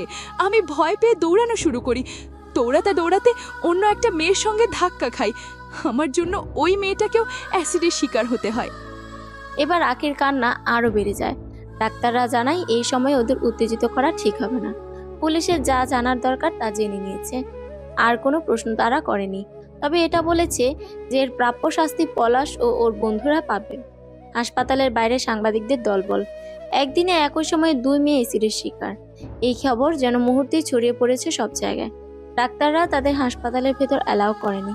তারা উন্মুখ হয়ে অপেক্ষা করছে অনু এবং আখির সঙ্গে কথা বলার জন্য। এর মধ্যে যতটুকু জানা হয়েছে ততটুকুই টিভি পত্রিকায় প্রচার করা হয়েছে। তাদের আগের ছবি এবং এসিডে ঝলসে যাওয়া ছবি দেখে সকলের মনেই আক্ষেপ। এত সুন্দর চেহারা! আজকাল সত্যি এটাও মনে হয় যে সুন্দর হওয়া পাপ, অন্যায়। অনু সুস্থ হওয়ার পরও কারোর সঙ্গেই কথা বলতে চায়নি, এমনকি দেখাও করেনি। অনল ভেতরে যায়নি একবারও। আমেনা বেগম যাওয়ার পর হাত ধরে কান্না করে অনু। আকাশ পাতাল কেঁপে উঠবে সেই কান্নার সুরে। আজ অনু এবং আখিকে আদালতে যেতে হবে সাক্ষী দেওয়ার জন্য। দুজনকে রেডি করা হয়, কিন্তু আয়না দেখতে দেওয়া হয় না কাউকেই। এমনকি ফোনও তাদের থেকে দূরে রাখে। এই ঝলসে যাওয়া মুখ দেখলে বেঁচে থাকার ইচ্ছে এখানেই মরে যাবে। গালে গলায় হাত বুলিয়ে আটকে ওঠে অনু। বুঝতে পারে নিজের করুণ পরিস্থিতি। ঘরের এক কোণায় হাঁটু মুড়ে বসে আছে অনু। কিছুক্ষণ আগেই আদালত থেকে এসেছে। আসামিদের ফাঁসির রায় দেওয়া হয়েছে। এখনো পর্যন্ত অনু নিজেকে দেখেনি, আখির মুখ দেখতে পায়নি। ওনা দিয়ে বড় ঘুমটা দেওয়া ছিল, তবে হাতটা দেখতে পেরেছিল। ডান হাতের ওপর ভাগ একদম ঝলসে পড়ে গেছে। কি ভয়ঙ্কর সে দৃশ্য! হাতের যদি এই অবস্থা হয়ে থাকে, তাহলে মুখের অবস্থা কিরকম হয়েছে? বাড়ির সামনে আসার পর এলাকার মানুষদের করা বিকৃত মুখভঙ্গি বারবার চোখের সামনে ভেসে উঠছে। তাদের চোখে ভয় স্পষ্ট ছিল। তারা কি অনুকে ভয় পাচ্ছে? ঘর থেকে সকল প্রকার আয়না জাতীয় সরঞ্জাম সরিয়ে ফেলা হয়েছে। সে নিজেই তার মুখ দেখার জন্য উদ্গ্রীব হয়ে রয়েছে। কেমন দেখাচ্ছে তাকে? খুব ভয়ঙ্কর, খুব। ঠোঁট ভেঙে কান্না চলে আসে। ফ্লোরে গুটি গুটি পায়ে গুলো ঘুরে বেড়াচ্ছে। তিতুস ওর কোলের কাছে এসে বসেছে। খুব গভীর মনোযোগ দিয়ে তাকালে মনে হবে তিতুসও বোধহয় কাঁদছে, তবে সে অন্যান্যদের মতো ভয় পাচ্ছে না। আমেনা বেগম প্লেটে করে খাবার নিয়ে আসেন। তিনুর হাতে পানের গ্লাস। কাঁদতে কাঁদতে ওদের চোখ মুখ ফুলে গেছে। নিজেকে কোনো রকম ভাবেই সামলে রাখতে পারছে না আমেনা বেগম। অনুর মুখের দিকে তাকালেই বুক ভেঙে কান্না চলে আসে। চোখ নামিয়ে ভাত মেখে মুখের সামনে ধরেন। তুমিও কি আমার দিকে তাকাতে ভয় পাচ্ছ মা? তিনি মেয়ের দিকে তাকিয়ে অশ্রু ত্যাগ করেন। অনুর মাথাটা বুকে চেপে ধরে বলেন, না মা, না, আমি কেন ভয় পাবো? তুই আমার মেয়ে, আমার কলিজা। তুই আগে যেমন ছিলি এখন তেমনই আছিস। আমার অনু সব সময় সুন্দর। না মা, আমি আগের মতো নেই। আমি নেই আগের মতো। মানুষ এখন ভয় পায় আমায় দেখলে। কাঁদতে কাঁদতে কথাগুলো বলে খাবারের প্লেট দূরে ছুঁড়ে মারে অনু। ফ্লোর জুড়ে ছিটিয়ে পড়ে ভাতের দানা। শব্দ শুনে ভয় পেয়ে গোলু খাটের কোণায় লুকিয়ে পড়ে, আর তিতু সুরে চলে যায় অন্যত্র। অনুকে সামলানো মুশকিল হয়ে পড়েছে। ঘরের সব কিছু এলোমেলো করতে করতে কাঁদছে। আহাজারি করে বলছে, এই বিশ্রী মুখ নিয়ে আমি কি করে বাইরে যাব? কেন হলো আমার সাথে এমন? আপু প্লিজ তুমি একটু শান্ত হও, এভাবে ভেঙে পড়ো না। দু হাতে নিজের চুল আঁকড়ে ধরে নিজেকে মানানোর চেষ্টা করে ব্যর্থ হয় অনু। বড় বড় শ্বাস নিয়ে বলে, তোমরা চলে যাও, আমি একটু একা থাকতে চাই। ওই মুহূর্তে ঘরে এসে উপস্থিত হয় অনল। ইশারায় আমেনা বেগম এবং তিনুকে ঘর থেকে চলে যেতে বলে। তারা যাওয়ার পর অনলকে দেখে আরো রেগে যায় অনু। উল্টো পাশ ঘুরে দাঁড়িয়ে বলে, আপনি এখানে কেন এসেছেন? মজা নিতে? আনন্দ হচ্ছে না আপনার? অনল নিশ্চুপ। অনু বলল, আপনি চলে যান, কারো দয়া মায়া আমার লাগবে না। দূর থেকেই পরিহাস করেন। অনল এগিয়ে এসে অনুর হাত ধরে সামনে ঘুরিয়ে দাঁড় করায়। দু হাতে মুখ ঢেকে কেঁদে ফেলে অনু। কাঁদতে কাঁদতে বলে, চলে যান প্লিজ, চলে যান আপনি। ওইভাবেই অনুকে জড়িয়ে ধরে অনল। সে কথা বলতে পারছে না, অনুকে বুঝতে দিতে চাচ্ছে না তার ক্রন্দনরত কণ্ঠস্বর। সে জানে না কিভাবে অনুকে স্বাভাবিক করবে, কিভাবে সামলাবে। শুধু জানে অনুকে তারই সামলাতে হবে। কিছুক্ষণ নীরবে কেঁদে অনলকে ধাক্কা দিয়ে দূরে সরিয়ে দিয়ে নিজেও পিছিয়ে যায় অনু। চিৎকার করে বলে, আপনি চলে যাচ্ছেন না কেন? চলে যান আপনি। অনু, পাগলামি করিস না। এটা একটা অ্যাক্সিডেন্ট ছিল, তোর তো এখানে কোনো দোষ নেই। কেন এমন করছিস? কারণ দোষ না করেও আমাকে শাস্তি পেতে হচ্ছে। মানুষ ভয় পায় আমায় দেখলে। অনল চুপচাপ দাঁড়িয়ে থাকে। আহাজারি করে কাঁদতে কাঁদতে পা ছড়িয়ে ফ্লোরে বসে পড়ে অনু। নিজের মাথার চুল নিজেরই টেনে ছিঁড়ে ফেলতে ইচ্ছে করছে। অনল ঘর থেকে বেরিয়ে আবার কয়েক সেকেন্ডের মধ্যেই ফিরে আসে। অনুর সামনে হাঁটু গেড়ে বসে একটা খরগোশের বাচ্চা অনুর কোলের উপর রাখে। অশ্রুসিক্ত নয়নে সে অনলের দিকে তাকায়। অনলের চোখের পানি চিকচিক করছে। এটাও বোঝা যাচ্ছে সে এখন কাঁদতে চাচ্ছে না। অনুর গালে আলতো করে হাত রেখে অনল বলে, তোর পিলু, ওকে আমি ঘরে লুকিয়ে রেখেছিলাম, কুকুর নেয়নি। ইচ্ছে ছিল যেদিন তোকে বিয়ে করব সেদিন ফিরিয়ে দেব। বিয়ে হওয়ার আগেই ফিরিয়ে দিলাম, তবে বিয়ে হবে আজ। আপনি কি পাগল হয়ে গেছেন? কি সব আবল তাবল বকছেন? আবল তাবল নয়, যা বলেছি ভেবেই বলেছি।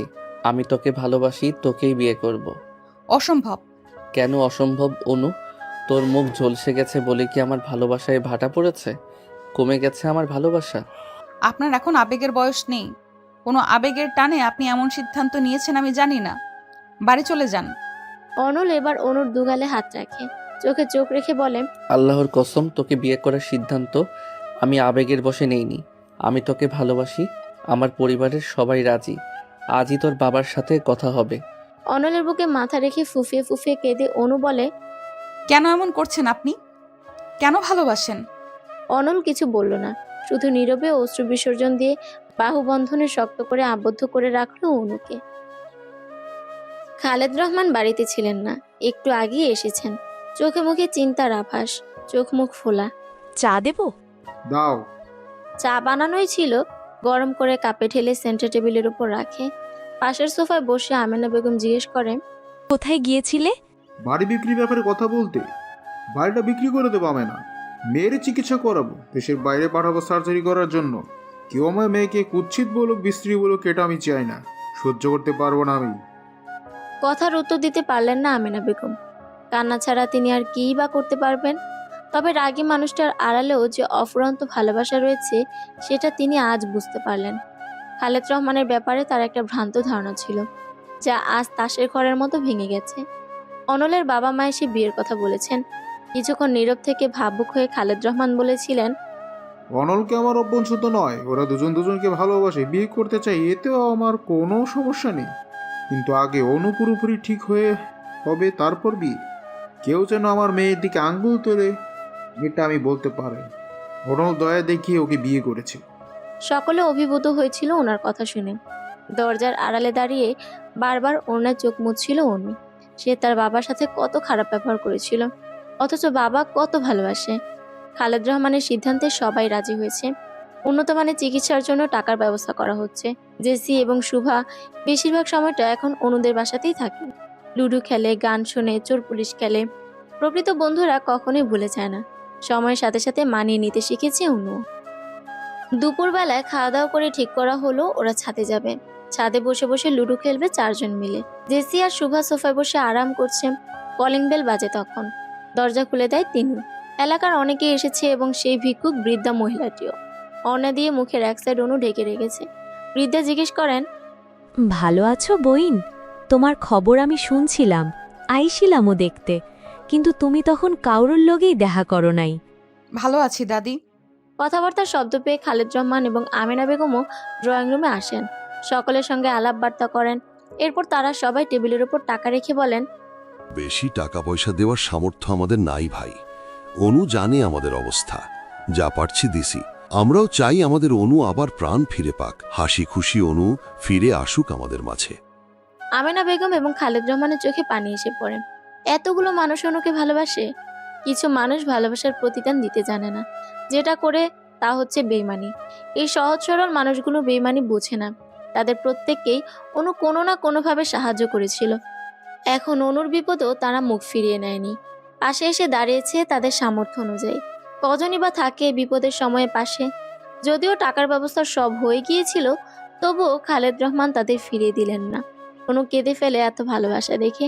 তিনু বোনকে জড়িয়ে ধরে বলে, তুই ঠিক ছিলি আপু, সেদিন তুই মিথ্যে বলিসনি, তারাও তোর বিপদে পাশে আছে। দুপুর থেকে বিকেল অবধি তারা সবাই গল্প করলেন। অনু ভুলেই গেছে প্রায় তার কষ্ট। সবাই পাশে আছে, কিন্তু অনল নেই। ওকে ছাড়া সবকিছু বড্ড ফাঁকা ফাঁকা লাগছে। অবশ্য সে গিয়েছে পাসপোর্ট আর ভিসার কিছু কাজ শেষ করতে। ওরা কালই যাচ্ছে সুইজারল্যান্ডে সার্জারি করার জন্য। এখানে ইউসুফেরও হাত রয়েছে, সে সহযোগিতা করেছে বলেই চিকিৎসার ব্যবস্থা দ্রুত হয়েছে। কাল সকালের ফ্লাইটেই সুইজারল্যান্ড যাবে। সব কাজ শেষ করে রাতে বাড়িতে ফেরে অনল। রাতে অনুদের বাসাতেই খায়। ইশারায় তিনুকে জিজ্ঞেস করে, অনু কোথায়? প্রত্যুত্তরে তিনিও চোখ দিয়ে ইশারা করে বলে, ছাদে। খাওয়া শেষ করে অনলও ছাদে চলে যায়। উপস্থিতি জানান দিতে খ্যাক করে গলা পরিষ্কার করে। অনু একবার পেছনে তাকিয়ে দৃষ্টি সরিয়ে নিল। চাদরটা আর একটু ভালো করে টেনে গায়ে জড়িয়ে নিয়ে আড়ষ্ট হয়ে দাঁড়ায়। অনল এগিয়ে গিয়ে রেলিংয়ের সাথে হেলান দিয়ে দাঁড়িয়ে বলে, উফ, ঠান্ডা। অনু এবার তাকালোও না। অনল এবার অসহায়ের মতো মুখ করে বলে, একটু চাদরটা শেয়ার করবি অনু? খুব ঠান্ডা লাগছে। কেন, সাথীর কাছে গিয়ে চান? এখানে আবার সাথী আসলো কোথা থেকে? আকাশ থেকে। সেদিনের কথা মনে নেই? আছে, ওই দিন ওকে জ্যাকেট দিয়েছিলাম, তারপর যে একদিন আমাদের বাড়ির ছাদে তোকে জ্যাকেট দিলাম। এখন তুইও চাদর শেয়ার করবি, করতে বাধ্য তুই। দে। অনল চাদরে ধরে টান দিতে যাবে, তার আগেই অনু দূরে সরে যায়। দেব না। সারাদিন কোথায় ছিলেন আপনি? কত কাজ আমার, রাত পোহালেই কাল চলে যাবি। আজ এমন করছিস কেন? কালকে কে কে যাব? পৃথিবী শুদ্ধ মানুষ যাবে তোর সাথে। ভ্রু কুচকে মুখ কালো করে ফেলে অনু। অনল ভেঙে ভেঙে বলে, ঢং, কে কে যাবে? কেন রে, তুই কি মহারানী ভিক্টোরিয়া? রাজ্য জয় করতে যাবি যে? সবাই তোর সঙ্গে যাবে যুদ্ধ করতে? তা তো নয়, তাই না? তুই যাবি চিকিৎসা করতে, যাদের যাওয়ার প্রয়োজন তারাই যাবে। আঙ্কেল যাবে, ইউসুফ ভাইয়া যাবে, আর তুই? গন্ডার। এই তুই কি বললি? মাত্রই কি যেন বললি, কিসের ডার না কি জানি, কি বলছিলি বল? সেটাই তো, কি বলছিলাম? আন্ডার। হ্যাঁ, আন্ডার বলছিলাম। কিসের আন্ডার? কিসের আন্ডার? ওই তো, ওই যে কবিতা বলছিলাম আমি, twinkle twinkle little star how I wonder what you are. জোরপূর্বক ঠোঁটে কৃত্রিম হাসি ফুটিয়ে বলল অনু। অনল ওর মাথায় গাট্টা মেরে বলে, গাধি, ওইটা আন্ডার না, ওয়ান্ডার হবে। হ্যাঁ, ওই একই। অনল আর কিছু না বলে চলে যায়। এদিকে বুকের ওপর হাত রেখে জোরে শ্বাস নেয় অনু। বড় বাচ্চা বেঁচে গেছে আজ। কিছু বলেও শান্তি নেই, সব শুনে ফেলে। গন্ডার কোথাকার, বিড়বিড় করে বলল সে। আচমকা তখন অনল ফিরে এসে চাদরটা টেনে নিয়ে নেয়। গায়ে জড়িয়ে পেছন থেকে অনুকে জড়িয়ে ধরে বলে, আমার অনুর চিকিৎসা হবে আর আমি থাকবো না? কাল আমিও যাব, আমার পাগলির পাশে আমি থাকবো, একদম ঢাল হয়ে। জানিস অনু, তোর প্রতি আলাদা টান, ভালোবাসা সবসময়ই আমার কাজ করত। কিন্তু ঝগড়া করতে করতে কেন জানি ভালোবাসাটা ধরতেই পারতাম না। সত্যি বলতে তোর পাশে অন্য কোনো ছেলেকে আমি সহ্য করতে পারতাম না, তাসিনকেও না। আমার ভয় হতো তোকে হারিয়ে ফেলার। এরপর যখন তাসিনের বিষয়ে খোঁজ খবর নিয়ে জানলাম ওর ক্যারেক্টার ভালো না, তখন অনেক খুশি হয়েছিলাম। বলতো কেন? কেন? কারণ আমি জানতাম প্রমাণ করতে পারলে তুই কোনোদিন ওর সাথে রিলেশন রাখবি না, আপদ বিদায় হবে। অনু হাসে, কিছুক্ষণ নীরব থেকে বলে, আচ্ছা, যদি এরকমটা হতো, অ্যাসিড না লেগে রোড অ্যাক্সিডেন্টে মারা যেতাম, অথবা এই অবস্থার পর সুইসাইড করতাম, তখন কি করতেন? সঙ্গে সঙ্গে অনুকে নিজের দিকে ঘুরিয়ে শক্ত করে জড়িয়ে ধরে অনল। অনু মৃদুস্বরে বলে, ভর্তা হয়ে যাব তো। অনল এবার আলতো করে ধরে বলে, এমন কথা কখনো মুখেও আনিস না অনু। তোর এই অবস্থাতেই আমি বেঁচেও জিন্দা লাশ হয়েছিলাম। তোর মুখে একটু হাসি দেখার জন্য ছটফট করতাম। আর তুই, তোকে ছাড়া থাকা অসম্ভব। তোর মুখ এমন থাকলেও আমার কিছু যায় আসে না। যে কোনো পরিস্থিতিতেই তুই আমার, সবভাবেই সব সাজে আমি তোকে ভালোবাসি। মুখের অপারেশন না করলে আমারও কোনো আফসোস থাকতো না। সত্যি, আমি তো বুঝেই নিয়েছি, চিনেই নিয়েছি কারা আমার পাশে আছে আর থাকবে। বন্ধু তো অনেক আছে, কিন্তু দিন শেষে শুধু জেসি আর শুভাকেই পেয়েছি। অনেকের বাবা মা নাকি এও বলেছে যে নিজের দোষে নাকি আজ আমার এই অবস্থা। তাদের ধারণা মতে আমি চঞ্চল, হয়তো কোনো ছেলের সাথে খারাপ ব্যবহার করেছি, তাই আমার এই হাল। তাদের মেয়ে আমার সাথে মিশলে যদি ওদেরও ক্ষতি হয়, কি অদ্ভুত মানুষের চিন্তা ভাবনা, তাই না? অথচ জেসি, শুভা সব বাধা উপেক্ষা করে বন্ধুত্বের হাত বাড়িয়ে রেখেছে। যেসব মানুষদের আমি সাহায্য করতাম তারা আমার বিপদে আমার পাশে আছে।